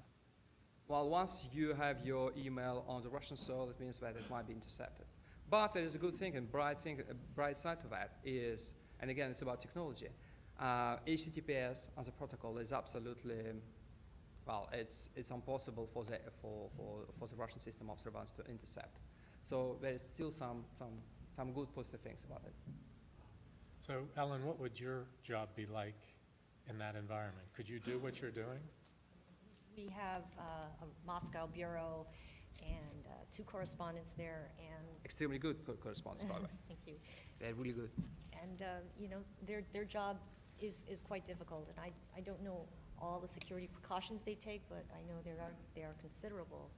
But you know, I see my colleagues Evan and Eric in the audience, and CNN and AP, and we are in a new era of you know, this new pressure on the media and on the press, both to try to, you know, to have to figure out what's true, what's not, what's real, what's not, dealing with this deluge of fake news sometimes, and also pressures from the new administration, which has made no secret of its, sometimes it's, you know, contempt for members of the media. The Washington Post had been banned from covering, Trump campaign rallies, so our reporters would just go in as members of the public. But those are the sorts of things that we have to be vigilant about, and we still just continue to try to do our jobs as best we can, and report the truth. Even as we get, constantly, we get our own trolling emails and tweets sent at us in our direction whenever we put out a story that might say, report on something that Trump said that they don't like. So let me shift the focus of the conversation. Could I ask a question, though, Of first? course you can. So, because it's not too often that an FBI agent actually gets to ask a question to a reporter. So, Bring it on. We've been talking a little bit about, these incidents and what the proper response is. And so just to back up, so we talked about China. And, when we had talked about the hacking of China, we did a couple different approaches, and it was determined that the best approach to impact the economic espionage being conducted by China was to bring forth an indictment. So we brought that out of the Western District here of Pennsylvania, obviously that you led, and it impacted Chinese economic espionage. It went from here down to here, and so that was very effective. So not being in Washington and being up here in Pittsburgh, and Ellen, with you being down there, I wanted to pick your brain and hear what's being discussed in Washington, D.C., that what would be an appropriate response that would actually impact the espionage, kind of like what we did, here in Pittsburgh against China. And Luke, if you can, if you would be able to weigh in on just thoughts from your time there as well, of what we may be able to do. I know there's been the talk of sanctions, but could we do would an indictment work or not in this case, because it's different? So An indictment on Russian hackers, on whoever hacked the DNC. Love to see it. When are you going to do it? I'd love to do that case. Yeah. No, but so to your point about commercial espionage in China, yes, the indictment, I think Mandiant's report, the indictments, the 5 PLA were key, critical, and also I think the threat of economic sanctions on China, which were, we reported back, when was this, 2015 now? Yeah. September 2015. Yeah, I think all of those together kind of contributed to what the government says is a downward trend in hacking. But I'm actually very interested in your all's thoughts too here, because while that seemed to have an effect or some success in changing China's behavior there, the sanctions that we've put on Russia haven't seemed to move behavior there. So could it be that there's not a one-size-fits-all policy or template, and you have to take into account the adversary, their the geopolitics. Putin doesn't seem to care that we sanction him. Well, let me talk about an underappreciated part of the case against China that is acknowledged but not emphasized, in my opinion. And that was the courage of the steel workers, U.S. Steel, Alcoa, Right. Westinghouse, Allegheny International, and Solar World to not necessarily permit, but to consent to being named as victims. Because in a former era, they would have been victim A, B, C, D, E, and F. Right. That put a victim face on that case. And then the story of how the pictures came together is really a Jimmy Kitchen, Keith Malarski story with me as a sidecar. But honestly, when we realized that we could put the pictures of the actual hackers in their uniform there, it was a watershed event to drop that indictment on China, but it was really, really important to be able to take out of the discussion the attribution. In my humble opinion, the problem with the Russia discussion right now is with 17 intelligence agencies a statement by Director Clapper October 7th, sanctions by President Obama, it does not help us for the Commander-in-Chief to question the attribution. There is no basis. You've been attributing by pinning the tail on the donkey of cyber criminals for decades now. So has Luke. We can do this, and we've proven it. And when you put the picture of Evgeny Bogachev at the back of the indictment that occurred in June 2014, and he's included in President Obama's sanction order as a person who was the most notorious cyber criminal in the world, your top 10 cyber criminal, the target of a $3 million State Department reward, and now he's part of President Obama's cache of details on sanctions against Russia. What else could we do? That's Isn't it my a question of national will at this point? So what are you going to do as the fourth estate if this president drops the sanctions against Russia? We're going to report the hell out of it, obviously, and hopefully first. Yeah, but I mean, don't we have a burden to make sure that the Senate takes this up? Yeah, I think that the Senate has already, I mean, Senators Lindsey Graham and John McCain are real hawks on this issue, and Lindsey Graham actually poo-pooed the Obama administration's efforts and sanctions, said those were pebbles, I want to throw rocks. But he didn't say what those rocks would consist of or what they look like. But he did say we want to go harder and stronger. And I think there's sentiment on the Democratic side as well in both the House and the Senate. So I think we're going to start to see the Congress move on this. Well, Andrei, what would move Putin? What would stop Putin from doing this? Well, I wish to know. Yeah. Well, well, I think the problem is what we all hoped actually to get. When we got always talk about maybe there will be some sanctions because of Hickton. What people actually expected. People expected the Obama administration to set an example for other countries to follow. And I think that would be really, really great to have. But unfortunately, I do not think that this particular list of sanctions is of any help because, look, given the experience of the Cold War, how many countries were in position to expel, say, thousands of Russian Soviet diplomats back then? It was about Britain, it was about the United States, that's all. But we are talking now about lots of European countries. We are talking about small countries, we are talking about Baltics, about Czechia, about France. Well, I do not think so, that they can actually follow this particular pattern. And I think that's a big problem because we are not talking only about Russia. I was told by many cyber experts here in the United States that, for example, North Korea, they got the great cyber capabilities in terms of 5 years. And this is not a country which is known to be great economically, which means that actually you might achieve this kind of level very quickly, and you do not need to spend lots of, well, billions and billions of dollars. And the success what we saw last year might provoke other countries to try their hand and to try to meddle into some elections, because it's relatively cheap.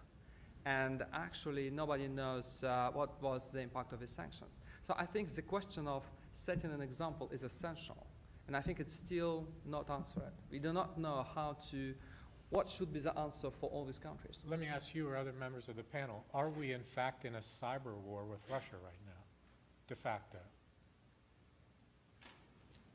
I wouldn't say so. I mean, cyber is out there for everybody. We're talking about the impact, in particular cases, but we could talk about, big cases from other countries as well and from criminals. To say that we're in a cyber war, I don't think that's the proper terminology that we would use. We're talking about cyber as a tool or a vector. It is a vector, but it is the vector right now. I mean, life is just moving into that realm. So traditional crime and traditional espionage is moving in that realm. It's so much more effective. When you think of cyber espionage, in the old days, you think of espionage, you think of somebody doing a dead drop and having secret meetings and putting, some papers underneath a rock or secret writing. When you're looking at cyber espionage, you're talking about pulling 20 gigabytes of data in, 5 minutes, of 20 years of research and development. So it's just, that's the way the world is moving.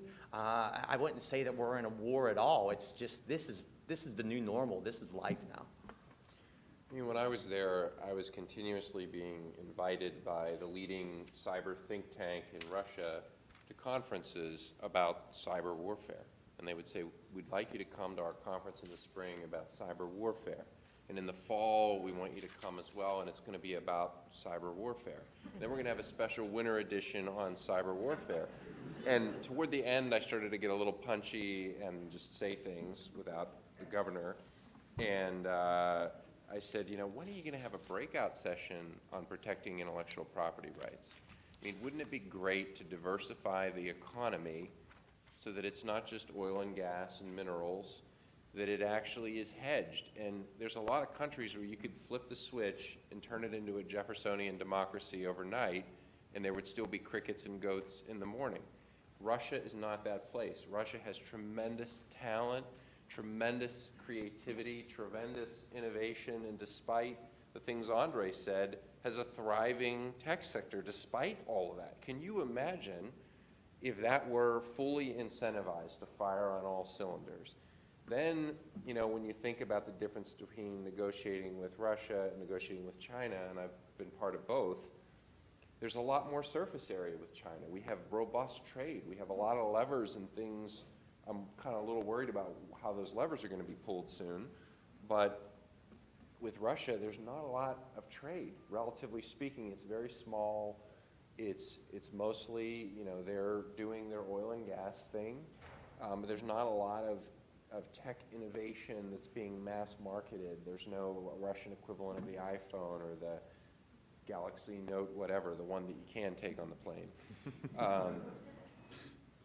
But there's all that talent potential. And so if you overlay the economic incentives that you can diversify, you can raise the standard of living of your population, you're inherently asking folks to take a step forward that is a little more interconnectedness and vulnerability. But is that necessarily a bad thing? We can sit down with China at the table and talk about the 50 million areas of trade that we have and say, well, look, if you're going to do this, we're going to pull this lever over here. We have a very sort of unilateral, narrow channel with Russia to have these discussions, but all the potential in the world is there. If Russia's aim through Putin is to reestablish the former Soviet Union, or even to go beyond that and break up NATO, and he starts to use this perpetual cyber platform to do it, do we have standing to interfere? Do we have standing to speak up? Is that an area of national interest where we would, on the auspices of creating new rules of the road for cyber, have the ability to step forward and speak up?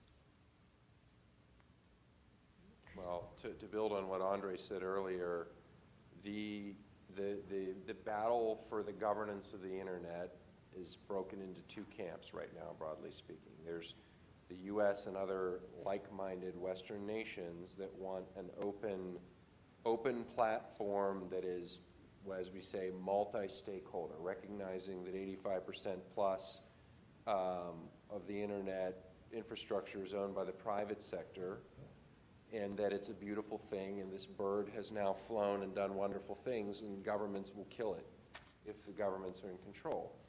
The Russian and Chinese view has been at the UNGGE, and I've been part of those discussions in the past, is that, no, this is too powerful and big, and governments need to control it, regulate it. It needs to be about sovereignty. But even if you accept all that, are what we're talking about violations of sovereignty? If there were nation states, ours and others, and Russia, whoever, meddling in elections, is that a violation of sovereignty? And then you parse from there into, is free flow of information through social media and things in what is supposed to be a democracy meddling, or is it just letting the marketplace of ideas sort itself out? On the other hand, you have fake news, you have selective release of hacked information, you have that sort of thing. That may have, people may have a different opinion about that. But that's the conversation we need to have among nations about where are the lines and boundaries. What are the norms in cyberspace and nation-state activity? Where will that occur? So, you know, About the University of Pittsburgh Cyber Institute of Law and Policy. yeah. It occurs at the UN, it occurs at the Internet Governance Forum, which is probably the biggest platform for that. And, you know, this is the long game. The short game is, you know, do we slap sanctions on people? Do you do this? You can arrest this person, but you're not going to arrest your, even Keith and I would agree, we've been in the arresting business, and you're not going to arrest your way out of this. The barriers to entry, as Andrei said, are too low for criminals, nation states, and everybody. So the long game has to be changing the incentive structures, the carrots, while the defenses are going up on the other hand. Keep the sticks in play, keep arresting, keep using sanctions where appropriate, but the other tracks have to proceed and mature faster. We're going to begin to open this up to questions, so if you have questions, I want you to start thinking about your questions. We have some distinguished members of the faculty here at the University of Pittsburgh who are prepared to answer questions, and I want to call on Jim Josie first. Is there a mic in there? Here it comes towards you. Jim is a professor of the School of Information Sciences and co-founder of the Director of Laboratory and Education and Security Assured Information Systems, or LEARSAS here, and you have a question for the panel. Thank you. First of all, I would like to thank all the panelists for sharing your insight and thoughts. I want to come back to this issue about cyber warfare, and Chancellor Gallagher mentioned about the cyber Pearl Harbor. And I see hesitation from your side with regards to really calling it cyber war. Where is the distinction? Do we really have some characteristic for a cyber Pearl Harbor that we need to think about to prepare ourselves if there's an incident to that level and declaring it as a cyber war? Because I think, as David mentioned, we have had series of attack over the years from nation states, and so maybe we won't have a big, high-scale event, but we'll have these series of small events that have high impact in the long run. So I wanted to seek each panel's views with regards to whether you really feel it's cyber warfare that we are in, or how you characterize with regards to when we will be ready to declare such a state. I think we're in a constant state of cyber aggression from criminals, hacktivists, and nation states, but not engaged in an out-and-out shooting war in cyberspace. I also think that cyber Pearl Harbor is very, very low probability, but if it ever happened, high impact event. And most experts I know don't think that it's actually very likely. What's more likely is, more limited attacks that might damage what you saw with Sony, for instance. I mean, even that wasn't likely, but it certainly was interesting that it happened when North Korea hacked Sony's networks, and also, besides damaging and destroying computers, released emails and videos. So that, again, was another sort of influence operation, although it wasn't meant to influence the outcome of an election, which I think goes to a whole new level. So I think there's also an ongoing debate about what constitutes an armed attack. Some people like to say act of war. Act of war is more something that's in the eye of the beholder. It's up to the president to decide, in fact, what is an act of war or not. And then once you have sort of these labels in place, what are the proper just and necessary and proportionate responses to take to something that is, say, an armed attack or below an armed attack, something that's maybe more like a nuisance or a DDoS attack, but nonetheless you want to try to take some action in response. These are all the sorts of questions that the policymakers are debating, that academics are debating, academics here at the university, I'm sure, as well as people in the international community. I think NATO is another area that's starting to move into this area. There's a manual coming out next week, the Tallinn Manual, that's going to specifically address what sorts of actions can be taken, what they call sub-use of force, not to get too wonky on you, but things that fall below like the level of armed attack, and how can you take sort of countermeasures to deter, dissuade actors. So, and on top of that, I think we should all be just very vigilant, turn on two-factor authentication, use your YubiKey keys, just, and erase. Don't put anything in your emails that you wouldn't want to see on the front page of the Washington Post or AP, and delete. So. To add on that, so to the best of my knowledge, I really don't, if you can't tell, I don't like the word cyber war. To the best of my knowledge, nobody's ever died from a computer. To the best of my knowledge, nobody's been injured by a computer unless they touched an overheated server and burnt their hands. So to put the cyber attacks in a war category with loss of life, I think they just don't mesh. When you think about our lives and how much they've changed in the last 20 years with the internet, it's gone at an increasingly high rate. If you think about 15 years ago, you were lucky, you may have been using your AOL disk to get online with the 28-bit modem, and you look at now, you have your whole life on your phone. You're doing your shopping, your banking, everything here, you're tweeting. Our lives are digital now, and as a result of that, the world has changed. So the different schemes have changed, and everything is going to be more digital. So we're going to hear about cyber attacks all the time because it is just going to be life. When I look at my son, he grew up not knowing, I mean, his whole life the internet's been around. So he doesn't know what the world is like before the internet. So people of that generation, as they're growing up, they're going to be thinking about different schemes or different types of attacks or subversion. As you get out, it's going to move to the cyber realm because that's where life is right now. So to call it war, I think that's the wrong term. So that's my opinion. So I don't often disagree with my good friend Keith, but on this point, I think I do disagree. I think it's a great question. Look, it's a little bit like pornography when you know it when you see it, but I mean, if you hacked in and shut off the US power grid, or even if you shut down the trading platform and people rioted because they couldn't take money out and so forth, you're risking life and limb in another country. If you shut off hospital systems systematically, and you're a nation state doing that intentionally, to me, you've committed an act of war. I would agree with you on that. Right. The Yes. laws of armed conflict apply. Yes. Where it gets soupy is that normally you're not in that position to do that quickly unless you've pre-laid the battlefield.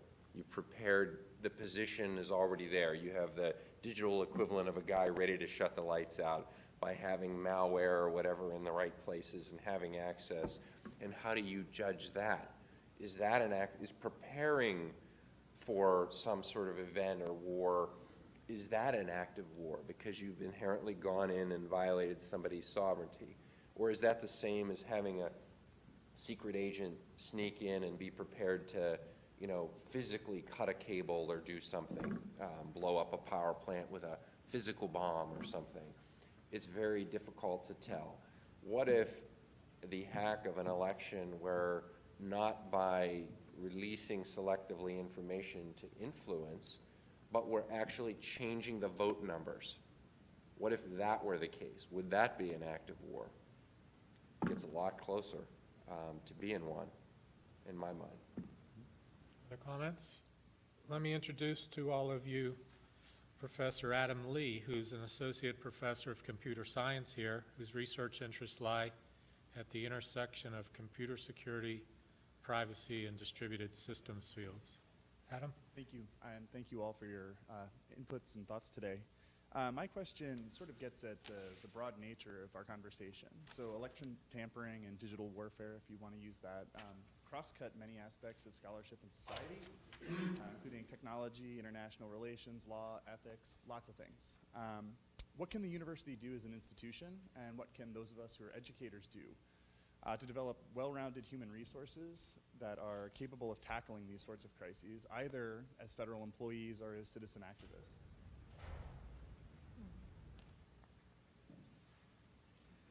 And you have any ideas as well?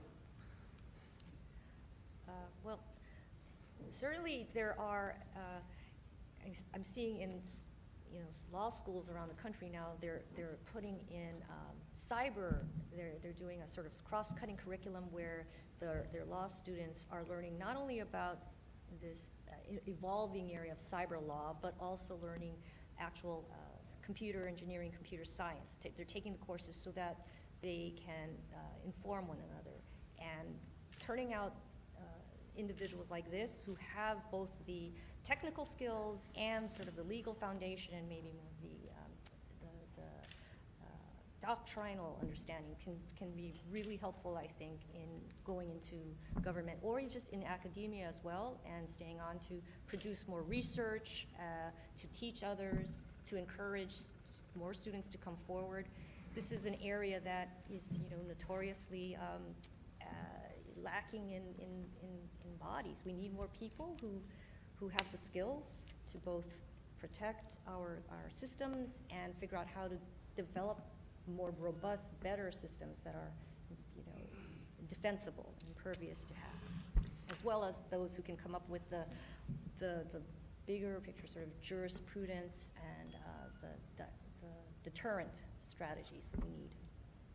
Maybe I'm not in position to give an advice to Western universities, but we have a big problem with technical education in my country, which is a direct legacy of the Soviet Union. And I think maybe there might be some very simple things to try to fix it. And this problem is that actually we got this enormous level of so many people with that level of technical education.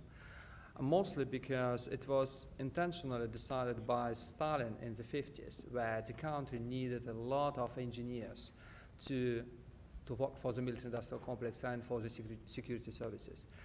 But the problem was that when he launched all these technical and polytechnical schools, he decided consciously not to teach these people anything but technical skills. Actually, these people were given not university education, but technical skills. They were never taught in ethics. We have never explained anything about philosophy, social sciences, just nothing. We were given technical skills. And the product of this, the result of this strange education, is that Russian engineer is a very special kind of engineer.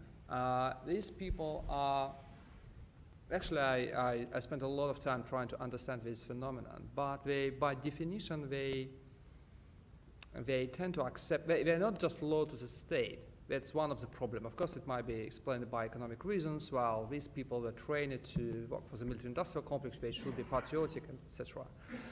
But there is something in their mentality, because they were not given proper humanities education, and we do not have ethics taught in our technical universities. Only for it's only the thing in medical schools. They grow up as people who think that the order is an essential thing. They believe as engineers that if you need to build something, like a system, there should be hierarchy. There should be no debate, because any kind of debate they understand as chaos. They actually believe that democracy is a big chaos. And we have an interesting quote in our book. One of the most distinguished Russian engineers told me that if you give an engineer with this level of education a task to build a system, he would inevitably build a prison, because it's the most safest environment. There are very few ways out. So maybe we need to think in my country how to change the way technical disciplines are taught to our students. There's another angle. It's hard to add to those great comments, but I had the fortune of being involved with a lot of global operations. I mean, if you're going to affect some of the top cybercrime groups in the world, like a number of folks here have, you need a coalition of countries. And so I would go, for example, to The Hague, to the European Cybercrime Center, about the Silk Road takedown. about Game Over Zeus, about, you know, different cases over the years, and colleagues would go, and nobody's been more successful at building these coalitions among law enforcement than Keith. But each time you would go, you'd have a small core of nations that would say, okay, yeah, we can do that, we want to do that, and we have some laws and capabilities that we can join that operation. And then you'd have some on the fringe that would say, boy, we wish we could, but our law doesn't work, and our government's not really bought in yet, but call us next time. And you'd go next time, and the circle would expand. And by the time we got to Game Over Zeus, we had like 15 nations. Black Shades went out to 19 nations. You all did Dark Code, and 24 nations. Avalanche was 40. And so the idea is that when you exercise these muscles and you talk to each other, the relationships drive policy, law, understanding, common goals.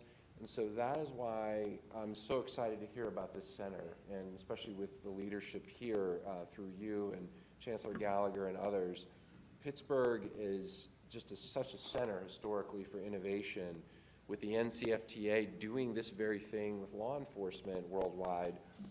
To the more groups that you bring in, the more exchanges of information on what the law, policy, and acceptable practices should be, the more the envelope of people on the same page will expand over time.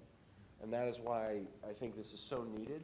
There's a lot of cyber centers. We have 9 or something like federal cyber fusion centers. I call it Fusion Confusion in Washington. But nobody's really doing exactly this, or nobody in the world, to my mind, is better poised to execute on it than Pittsburgh. And if this platform is that way to build understanding over time among nations, and the key relationships that will drive change in those nations will go a long way. I think everybody covered it. Okay. Let me introduce to all of you Dr. Michael Poznanski, who's an assistant professor of international affairs and intelligence studies at the Graduate School of Public and International Affairs here at the university, and he has a question. Thank you, David and the panel. Really interesting discussion. So my question, I'll limit it strictly to the 2016 election and responding to that. But it seems to me that there's a bit of a tension between what might be considered a proportionate response and a response that might actually deter future meddling, not just in US elections, but in Germany and elsewhere. And specifically to deter, as we noted, this came up a bit, but you would need to pull levers that would dissuade Putin from doing this again and basically convince him that the costs are not worth the risks. But a fully proportionate response might be interfering in an election, which it's really hard to tip the scales in Russia to do exactly what Putin did here, given the nature of Russian elections and so forth. So I'm just wondering if you could speak to that tension and the kind of balance between proportionality and what might actually deter future interference. Thanks. All I wanted to say was you just hit the nail on the head, and you defined the issue very precisely. And I don't have the answer, though. I mean, that's the question I have as well. And maybe Dave, you know what. How much wiggle room do we have in Russia? How close are those elections? Well, the problem with the Russian elections is, what we all need to understand about the mentality of people in the Kremlin. They believe, well, it looks completely different, but they believe that they always react. They're always on defensive. They believe in the idea of a besieged fortress. They always respond to something. And they believe that for 15 years we are living in a state of a technological pace with the State Department. And they say in the 1990s they crushed all traditional means to mobilize people, like trade unions or opposition parties. And then we got color revolutions. And they believed that, well, the State Department found a new trick, which means that you can get people into the streets by using absolutely different means. Like, well, you create from the scratch some youth movement and you get thousands and millions of people to the streets. So they responded to that, imposing some legislation, et cetera, and they thought that they are quite safe for a period of time. Then we got this Moscow protest, and once again they believed that the State Department found a new trick, which you can now mobilize people without any kind of organization. I mean, offline organization. For that, you need only technology. And it's surprising that actually, when you made this point about NGOs during the Moscow protest, that was one of the most interesting examples that actually all these organizations we have in place, I mean opposition parties or NGOs, they have no role at all in organizing protests. Actually, all Russian leaders of the protest, of Russian opposition, were in jail when we got this protest, because these things were organized thanks to Facebook. People just were really, outraged by what's going on, and they started, thousands of these Facebook groups. So it's all about technology. It's about that. And I still believe that an authoritarian country, and Russia, it fits its description, they would inevitably fail in terms of technology. Just 3 weeks ago, Putin signed a new so-called information security doctrine. And it's remarkably Soviet, remarkably. Actually, what it says that now Russian telecommunication company should first ask for advice to Russian secret services before introducing new technologies. It's a very Soviet approach, that you need first to ask the KGB, then think about technological progress. And that means what actually we had in the Soviet Union, that we were really, really, really backward. And I think in this case, technology is still on the bright side.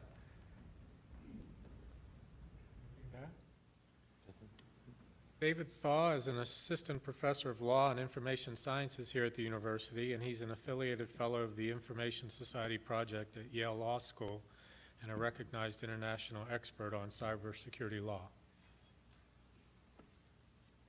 Thank you. Thank you very much. As we round out this discussion of talking about responses, we began with the question of do we need responses, move to proportionality. One of the things that comes to mind is we use these words in public parlance a lot: cybercrime, cyber warfare, data protection. There are different tools in the government's toolbox when dealing with military and state action versus when we're dealing with civilian law enforcement. And there's very good reasons in democratic nations why that's the case.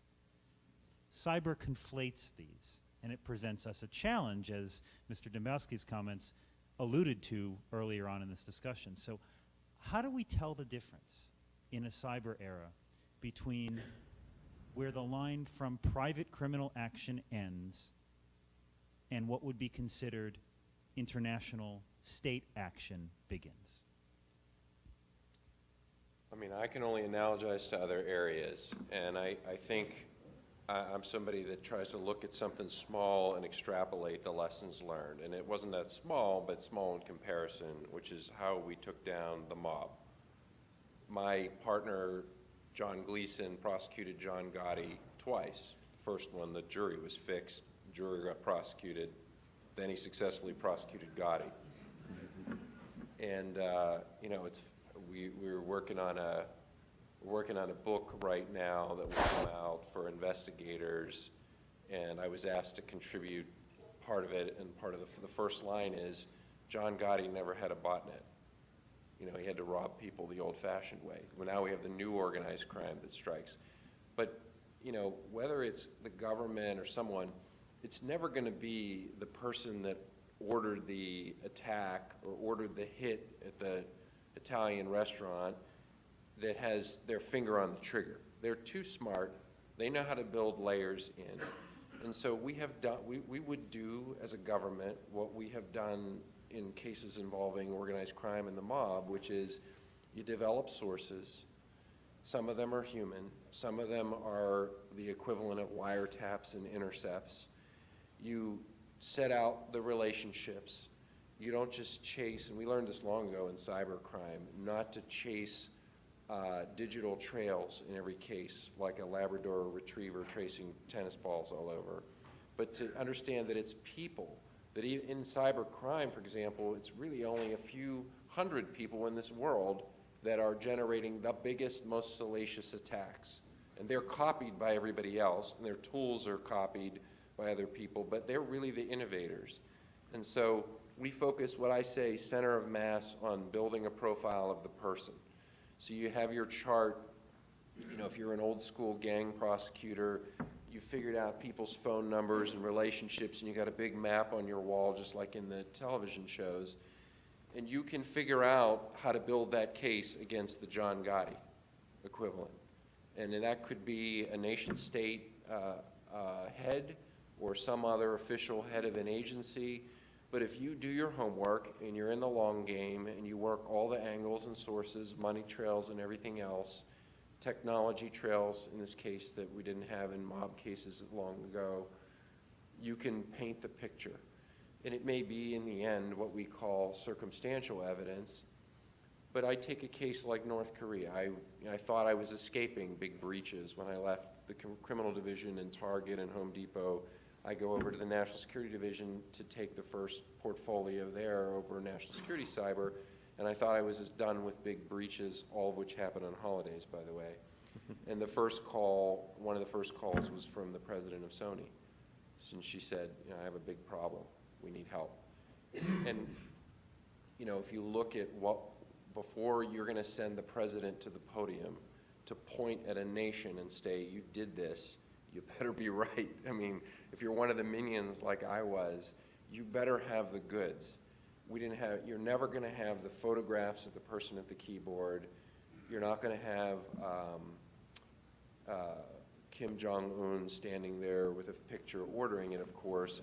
But you're going to use a combination of technical, human, all the different sources. And then it's only a question of whether to quote a friend of mine, whether the juice is worth the squeeze in terms of outing that. So are the cards and the chips you're going to spend to prove that case, because you're going to burn them, because you tell them that you know that this IP is them, that they're not using that IP anymore. They're not going to use that infrastructure. If they figure out that your person is this person telling you that, that source is gone. And so you figure out, you can make the case, and we can make attribution. Nobody did this better than Dave and Keith and Jimmy and folks in the PLA case. That was the paradigm of proving nation-state people with photographs. You know, like that was, never got better than that. The question is it worth coming out? In that case, it was controversial and brave to come out and point at the members of the PLA. Was it worth it? Most of us think yes, for the reasons that folks have said, that the activity's down.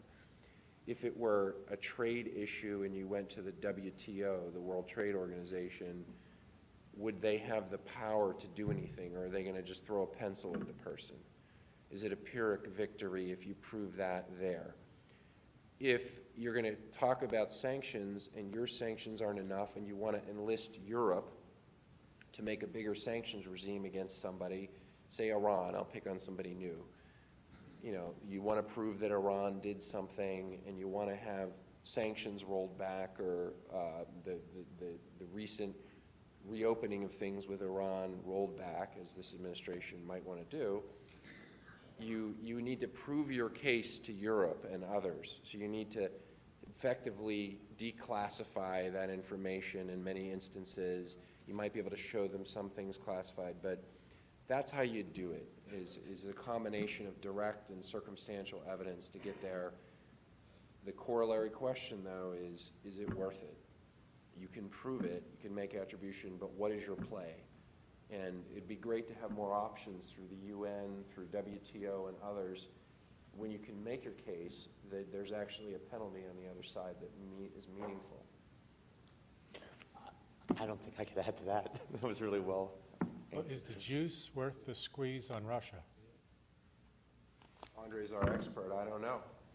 I mean, I think what we are dealing with, we are dealing with a divided society. I mean, international community of activists, of people who are really interested in this topic, we are really divided. I mean, the evidence provided in the US intelligence report was, of course, a repetition of what we already saw in June, well, reported by CrowdStrike and some other companies. And of course, immediately, people who were already suspicious, they stayed suspicious. People who were already convinced, they stayed convinced. And I think that's a problem. We have this big gap between these two parts of the society, and actually nobody knows how to find a way, how to connect these two things. We saw this before with Snowden, for example. That was exactly the same story. I mean, you are dealing with clearly divided society, and we got this thing now. And I think it's extremely dangerous because both parts are not really keen to convince each other.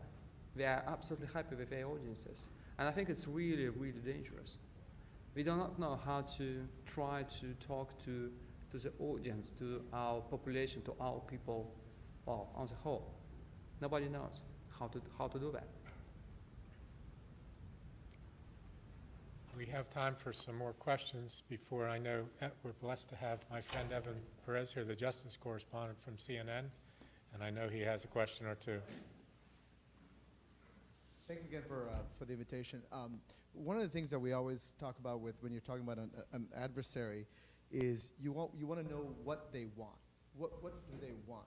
What do they want so they would stop doing the thing that you're upset that they're doing? And so the question that maybe Andrei and Luke, since you guys know a little bit about spent time in Russia, what is it that that Vladimir Putin wants? Is it for NATO expansion to stop? Is he upset because of the Panama Papers for us to stop doing things that he perceives were directed at him? What does he want?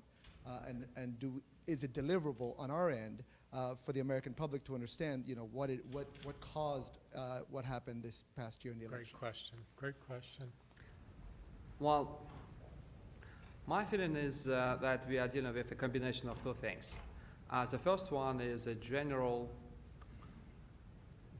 idea that Hillary Clinton was seen by the Kremlin as a direct big problem, partly because she was seen as someone behind Moscow protests because she was back then a state secretary, partly because the question of the sanctions is really essential. And everybody in Moscow thought that actually with Clinton in the White House, it would be absolutely impossible to have the sanctions lifted. And it's such an essential thing. We started a war in Syria because we wanted everybody to forget about what's going on in Ukraine and in Crimea. So it's really an essential thing. And the second pattern, I think, is, as I said earlier, these people are reactive. They react to things most of the time. And Panama Papers was seen as a direct personal attack on Putin, because his personal friend was exposed. And some people told me that maybe it was a kind of retaliation. We wanted to do something. And remember that initially, it was not such a big operation. Initially, if you try to follow all these statements made by two people, by Putin and Assange, both of them told initially that we actually urged the audience to focus not on who did the hacking, but what was hacked. They really believed that the content would be the biggest story. They were not really ready that the biggest story would be that Russia meddled in the elections. So they were not ready for this level of success. And remember, they established some small level websites like dcleaks.com. They never expected this kind of big story. And I think the problem, and that's why I'm so I insist on making this point about informal actors. These people are easily provoked to think that if they can get something, and very easy with very, low costs, they easily provoke to try again. And then you might do something with WADA, with the elections in other countries, because there is no restraints. Even bureaucratic restraints, they are not existent. So, why not try? I mean, just quickly, it's hard to build on that, but I mean, I put it in 3 words, 2 of which I wrote down on the plane this morning reading the Russian position papers, reminding myself what they were saying at the GGE. Stability, sovereignty, those are the 2 words they emphasize in their positions on how the internet should be governed. The one that I observed in spades that is our potential carrot is respect. Respect. I mean, imagine being one of the 2 superpowers in the world, having the humility of that crumble, being dependent on the West, feeling in many circles like the West abused that chance to be a mentor and fumbled, at the best fumbled it, and the worst was malicious. This is, again, speaking of perception. I saw again and again when I was there the desire to be treated as an equal and respected counterpart across the table in every way, and a hypersensitivity to anything perceived as talking down or so forth. And I learned that the way to do that, to make progress, if we felt we wanted to convey a lesson or teach something, was to do it in a multilateral setting.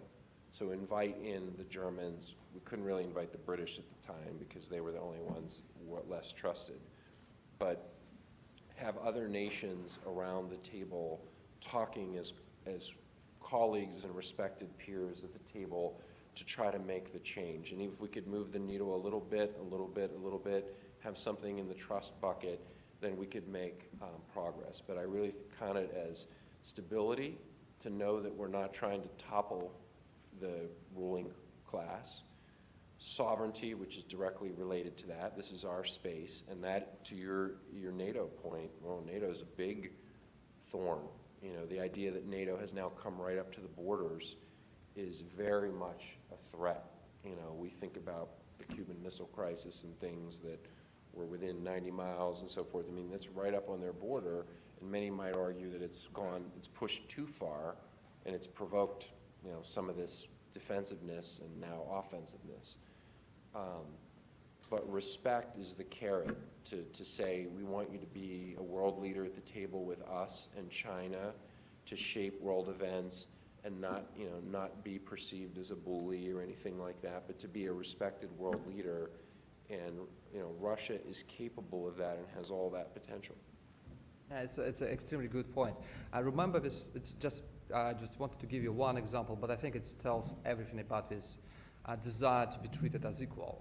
In 2010, there was a big spy scandal here in the United States when 10 Russian illegals were caught. Surprisingly, this story was reported as a big victory in the United States and in Russia. So in the United States, it was reported as a big success because FBI was able to identify all these guys. But in Russia, it was also portrayed as a big victory. Why? Because the message was, well, we are back. Once again, we can send our people to the United States and to have them for decades. Same thing.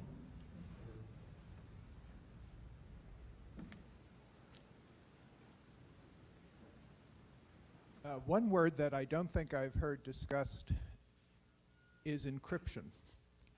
And I wondered why we haven't mentioned it. Some of the injuries that were suffered by the victims here could have been reduced through the routine use of encryption in email.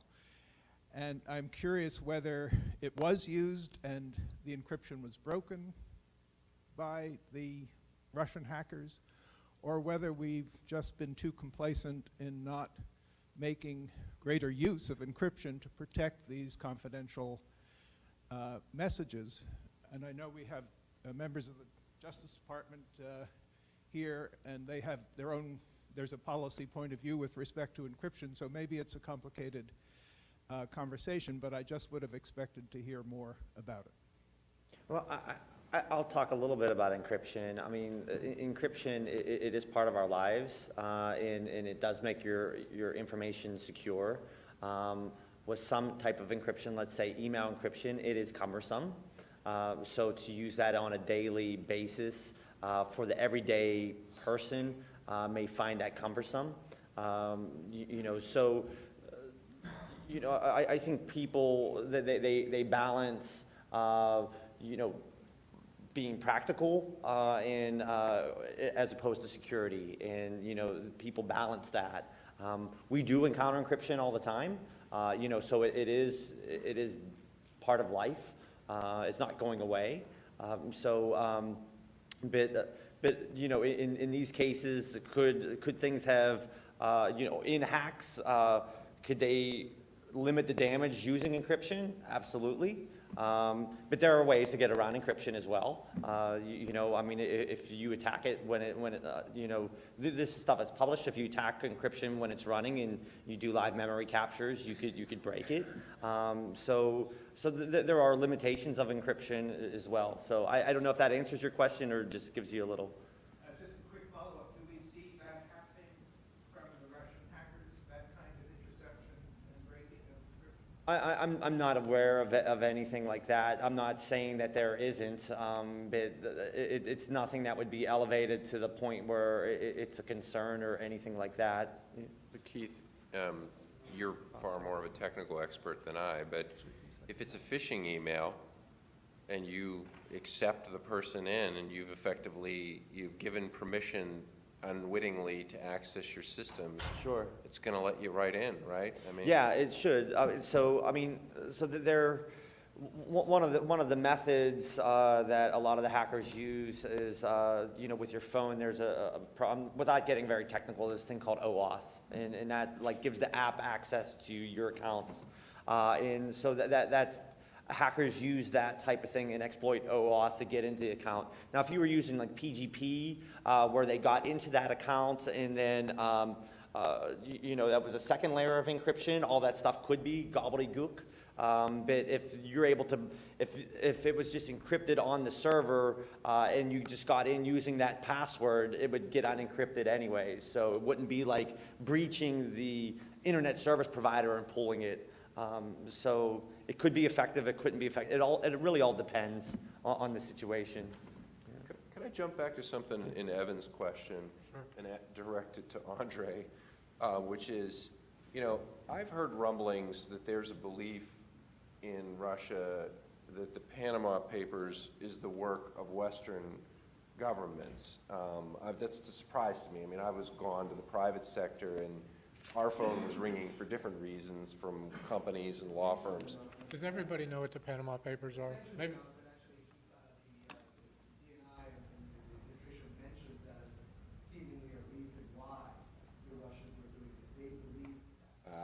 Give us 2 minutes on what the Panama Papers are for those in the... Papers that were hacked, they were hacked documents from a Panamanian law firm that essentially specialized in setting up tax shelters and other ways for people to hide their money in Panama and other jurisdictions. And a lot of the documents that were leaked first through German media were related to oligarchs, people who were very close to Vladimir Putin, and certainly some of the first stories were apparently very embarrassing to people very close to Putin's circles. So that seems to be the reason why it was included in the administration's explanation of why the Russians were one of the reasons why the Russians were motivated to carry out the DNC hacks. And on that subject, another topic we haven't really talked about is the oligarchs. Would you explain, Andrei, the oligarch system there? And because some think this is a potential access point for President Trump because of his development before he was running for president. Well, I'm not such a big expert in, say, the Russian oligarchs' positions here. Well, they are much more visible in United Kingdom. But getting back to this point about Panama Papers, yes, it was portrayed, but actually Putin personally said that he believes it's a State Department operation. Unfortunately, we had a very unfortunate thing. We have WikiLeaks tweet about this. So what actually happened when we got the very first stories published, including, well, actually some of them were published by my friends in Russian media. WikiLeaks tweeted that we question the integrity of journalists working on these papers because we believe something like that was a State Department operation. Next day, literally next day, Vladimir Putin had his annual press conference, and he was asked about Panama Papers. And what he said, look, because now we have WikiLeaks, proven that it was a State Department operation, we are pretty sure it was State Department operation. You want to take a stab at a primer on oligarchs? Just explain. Well, I wouldn't know anything like that. I doubt it. Well, I mean, this is, I'm no expert either, but the oligarchs are the business people who either directly received or are the second or third generation of those that received sort of the crown jewel assets of the Soviet Union post-fall, where Yeltsin and others were saying, all right, you're going to control this, and you're going to have mining, and you're going to have this. And there are some questions about I don't think they put out an RFP in a bidding process. They didn't do it all, quote, by the book.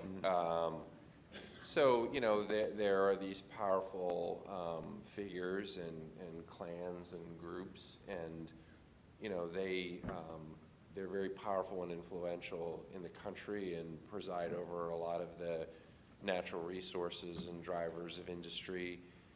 You know, and it's been speculated, I don't have any inside knowledge of this, but speculated that, you know, a business person like Trump would have been in those circles. But it's hard to imagine that you wouldn't be, as a global international powerhouse business person, that you wouldn't have rubbed elbows with powerful people in that and other countries. Question?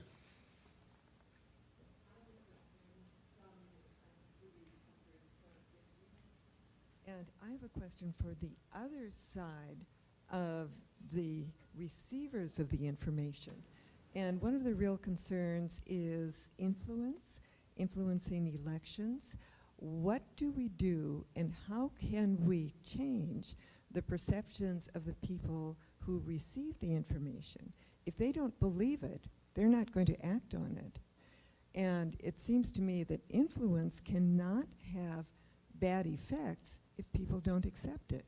How would you change the reception of this distorted information and false facts?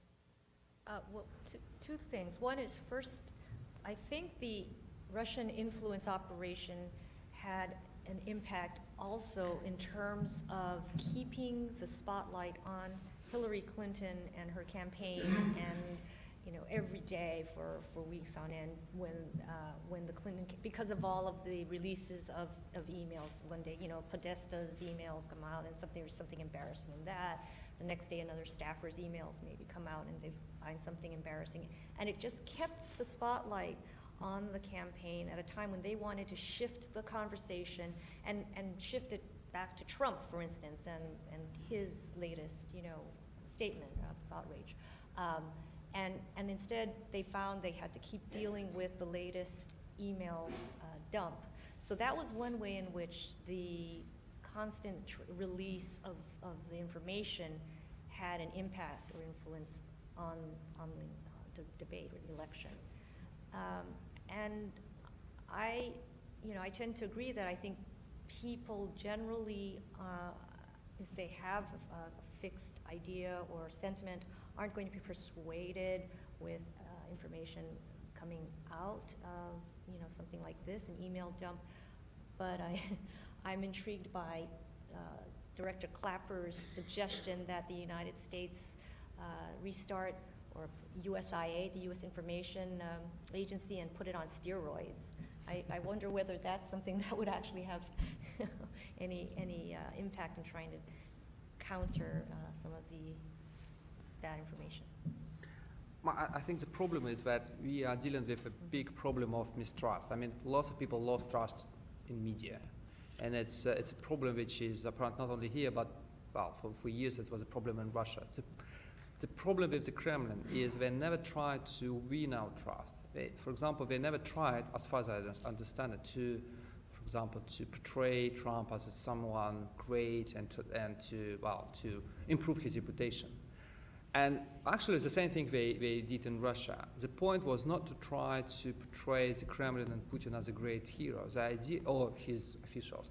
The point was to compromise everyone, to say that everybody is corrupt, that every public figure is corrupt. We just don't know yet, but we do not need to trust them, and we cannot trust them. And the idea of the Kremlin's policy for years dealing with media and the voters was that it's for ordinary people, it's better just to forget to give up politics at all, because you cannot trust these people. So it's better just to delegate these things to someone very smart and wise.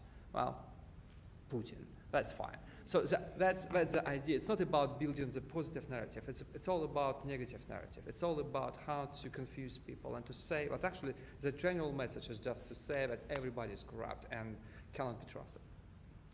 And people will accept this. Any more questions? Yes, sir. David and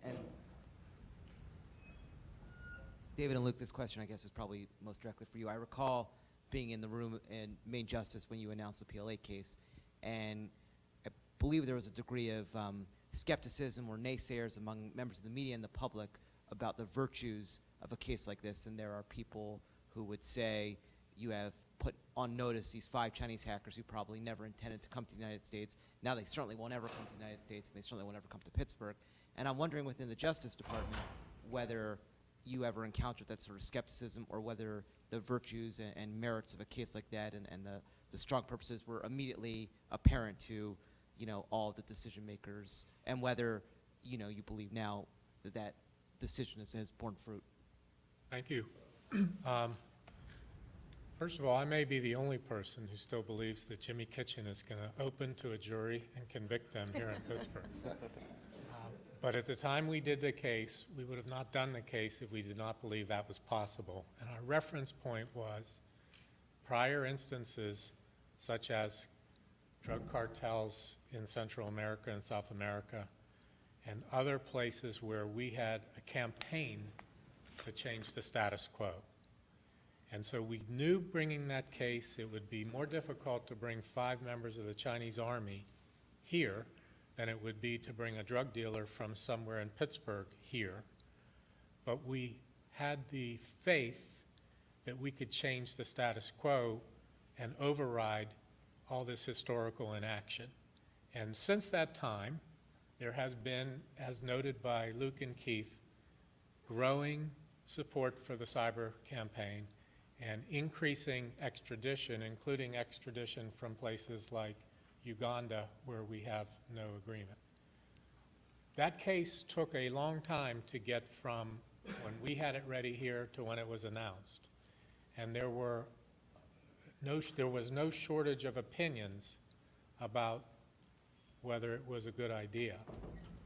And to this day, that debate occurs. But I believe this is true, and this has been chronicled as accepted.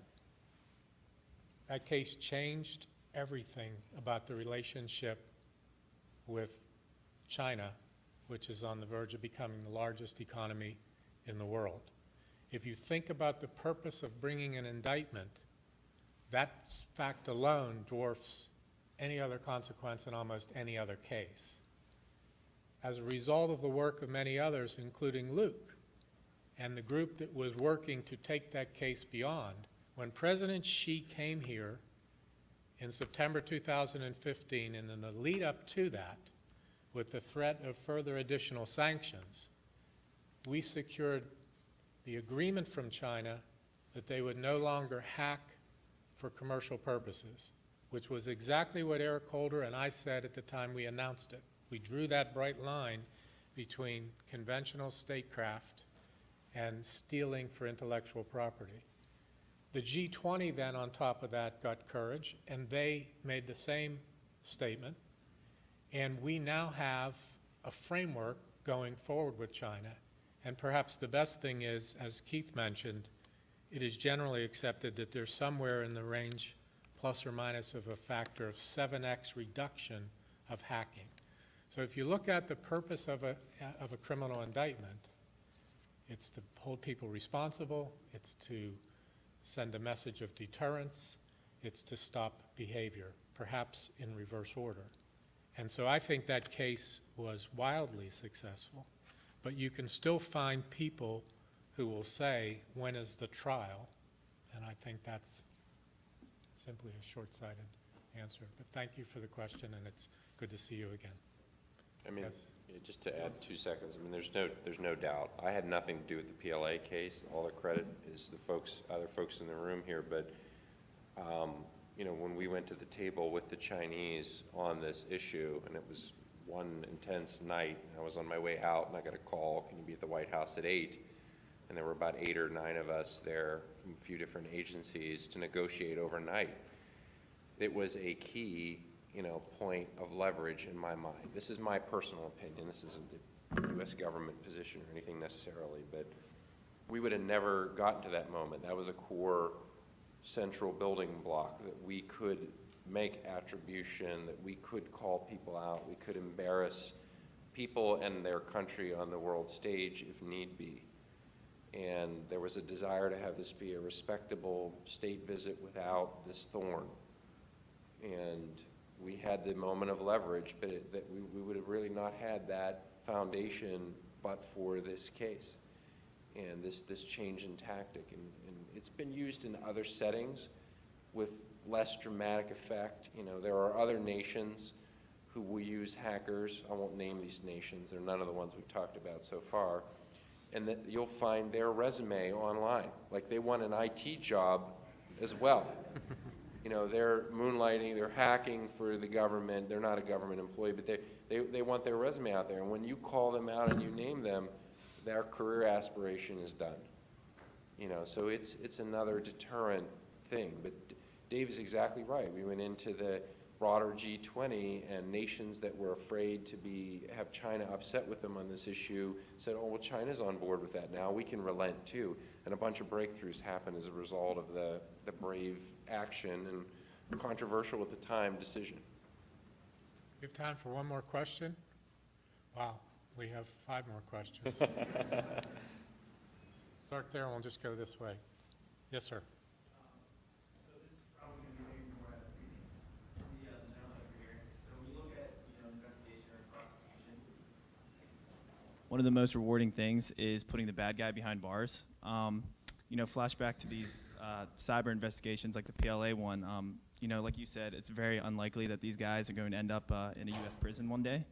Does that make your job harder in the future, knowing that most of your investigations will end in sanctions rather than arrests? Or do you feel as optimistic that you can make the same sort of impact that you did in the Chinese case?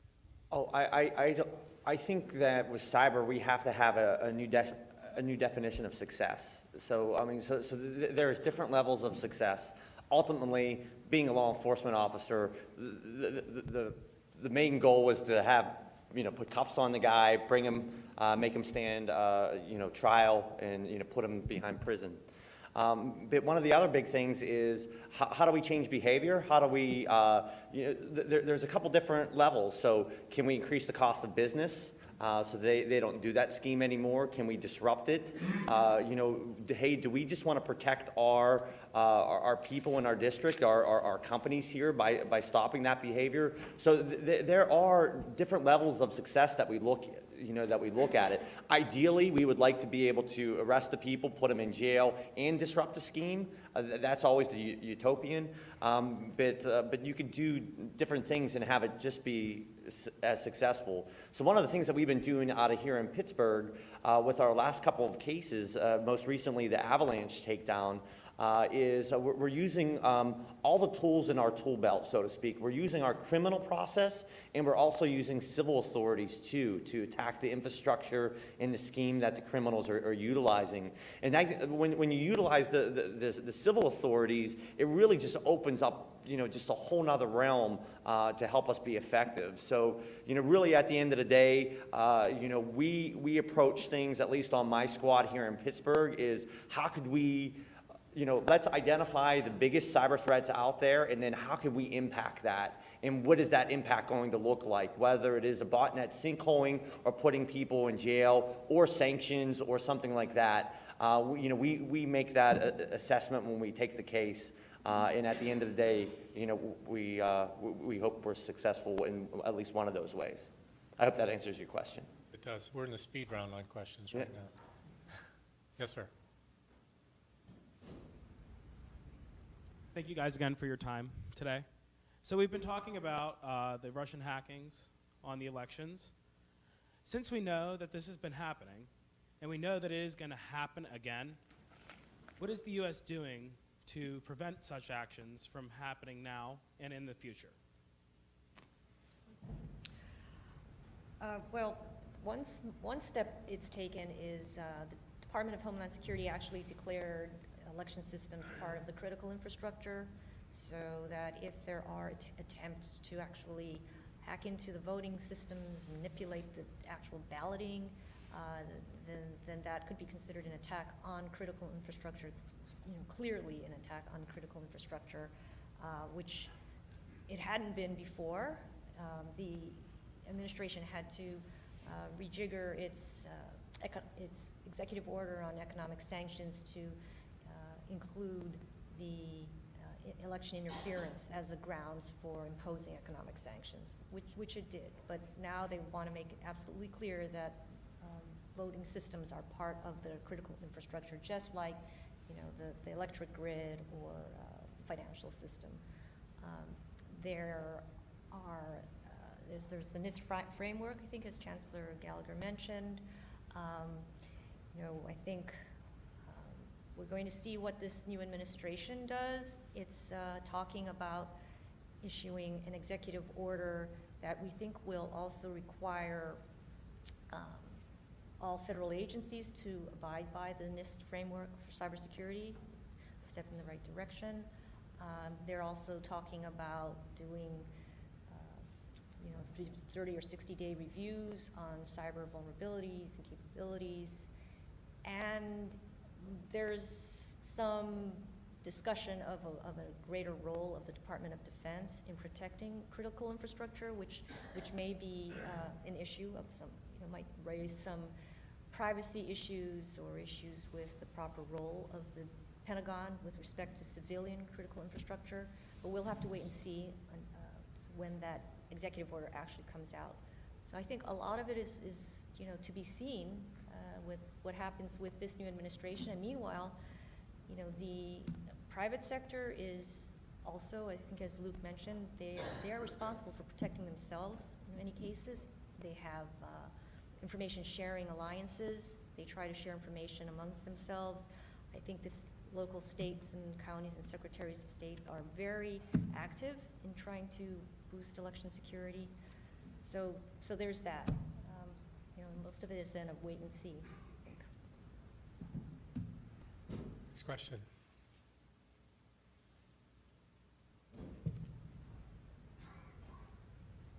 Very much. Thank you. It was a fascinating conversation.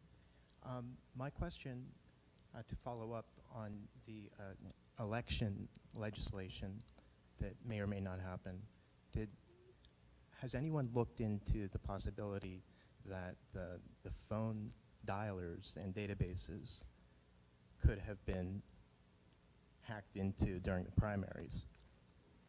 And does that also, essentially that's a part of the voting election system.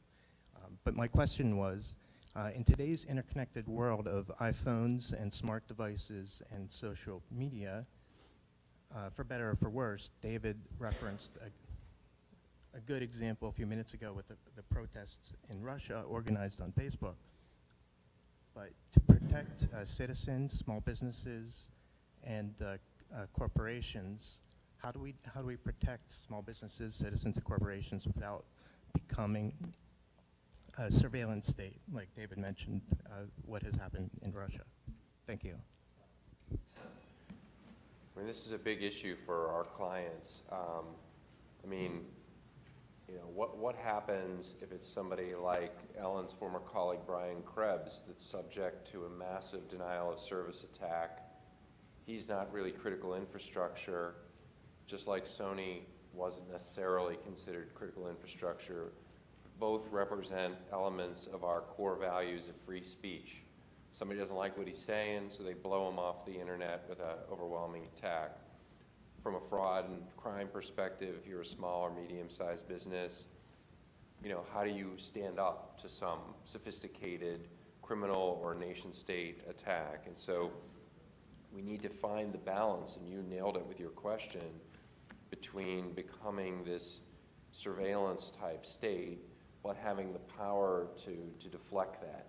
I think some of the answers may come with the backbone providers being, having more latitude to take action upstream on the backbone to send certain packets to quarantine, so to speak, or to slow them down. The difficulty is, as Keith and others know, is that the attacks can be launched from within the United States. And if they establish a quiet foothold in the U.S., it can look like it's coming from in here. It can actually be coming from in here. It's not so easy. What we're encouraging our clients to do is to look at information sharing, ways to become savvy, to follow the NIST framework and similar frameworks depending on who's regulating them, to do all of the various steps to layer their security, and not to be Lone Ranger defenders, but to tap into any ability to adapt to the threats in real time if they have machine-to-machine capability, or to at least integrate that threat intelligence into their defenses to become harder and harder targets. But as the biggest, most sophisticated companies have hardened their defenses, and they have SOCs, and they have virtual SWAT teams of former Intel people, the targeting is shifted downstream to softer and smaller targets. Hospitals, law firms like mine are, have the ability to pay big ransoms, for example, are being targeted left and right. Everyone is having to adapt on the fly. That's a good point to close. We're going to invite Dean Carter up here to close the program in a minute, but I wonder if you give me a round of applause for our outstanding panel.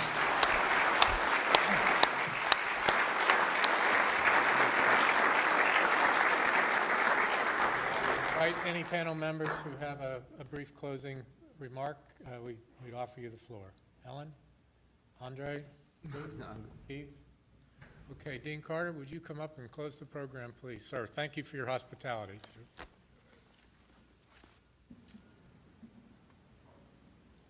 Good afternoon, everyone. It's a pleasure to see you all here at this inaugural event for the University's Institute for Cyber Law, Policy, and Security. For those of you whom I may not have yet met, I'm William Carter, and I have the great privilege of being the Dean of the University of Pittsburgh School of Law, which is one of the partners in the university's new Cyber Institute. This has been a wonderful event. I just want to reiterate the thanks to all of the panelists for this time and for sharing such insights with us. I also want to take a moment to especially acknowledge former U.S. Attorney and my friend David Hickton, who has obviously himself been a champion and worked tirelessly to protect this and many other aspects of our nation's critical infrastructure, but is also a Pitt Law alumnus, so I'm particularly proud to work with him in this new capacity, which is tremendously exciting. I believe that the University of Pittsburgh has a critical role to play in issues of cyber law, security, and policy. Part of that is the regional assets that we bring to bear, which are represented in many ways by those who have served on the panel and otherwise. But part of it is the nature of a university, I believe, it has an essential role in addressing both the production and dissemination of knowledge, but also applying that knowledge to address contemporary current issues and challenges that we face as a society. And I believe that Pitt is uniquely positioned to do so, given the strength of its schools with the technology aspects and knowledge related to cybersecurity. Of course, the strengths of the law school, as well as the strengths of the Graduate School of Public and International Affairs in the policy realm. And in that regard, I do have to acknowledge the vision and foresight of our provost and chancellor in starting this new institute, which I truly think is going to have not just a regional or a national, but even a global impact in showing leadership on these issues. Every time I have a conversation like the one today, I am tempted to discard this thing, my iPhone, and pick up my mom's old rotary phone and use that. These challenges are, in a sense, terrifying. The level of threat that our country and indeed our businesses and private persons face. And I believe that our new institute can be of help in addressing those. I also think, though, that as part of a university, it is at least my aspiration that the new Cyber Institute, while addressing current challenges, will also have the opportunity to think deeply and broadly and more long-term about some of the challenges of living in an information society. And so I wanted to just devote a couple of minutes of my closing remarks to posing posing some questions that might be the opportunity to open the next such conversation under David Hickton's leadership. How do we deal with issues of international relations, international law, or military policy and diplomacy in an interconnected world? For example, the subject of today's program, how do we respond to intangible events, potentially by non-state actors, when all of our laws and policy norms are grounded around distinctions about geography and state attribution? We do not have a good legal and policy framework for dealing with those. We know how to deal with aggression or set rules for defense against aggression by superpowers, but what do we do about super-empowered individuals, right? What the internet is a means for enhancing the power of any individual to have an impact through information. And that can be used for good or, as we've discussed today, for ill. And we need some frameworks to discuss how we wish to regulate and deal with those challenges.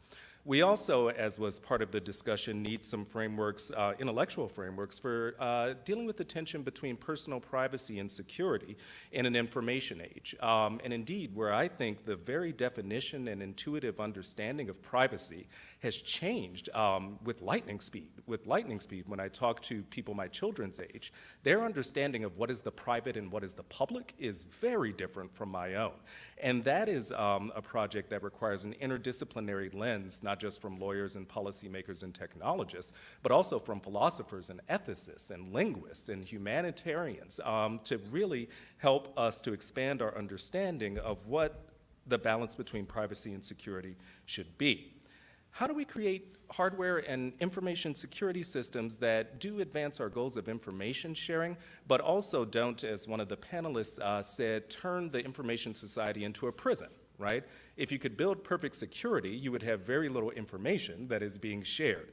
And we certainly want to share information where it is productive to the advancement of society, but where we can do so in a secure way. I would even suggest that one of the kinds of questions that this institute can examine through an interdisciplinary lens is even deeper than any of those. How do we address the profound philosophical, technological, ethical, legal, and policy challenges of living in a world where we have now interconnected billions of human beings around the globe for the first time, with the ability to harness information and communicate near instantaneously? And I think in particular at a time when many nations are becoming more inward-looking in terms of our physical borders, if we wish to maintain openness in terms of our intangible borders in an information society and a cyber world, how do we ensure that we maintain connectedness when there is a feeling of risk and fear? I'm not sure that we as a society have grappled with what it really means to have billions of people across the globe potentially in constant communication. And that is a profound, profound challenge for all of our disciplines and all of our dialogues to come. So I am really honored and pleasured, and it's my pleasure to have the opportunity for the law school to be a partner in this new initiative and to have hosted the inaugural event. It's my hope that the Cyber Institute under Dave's leadership will be able to partner internally, but as well as externally with government, business, and industry with an eye toward addressing these pressing social challenges. So thank you all for your time. Thank you for being here, and I believe this will be just the first of many, many productive conversations to come. Thank you.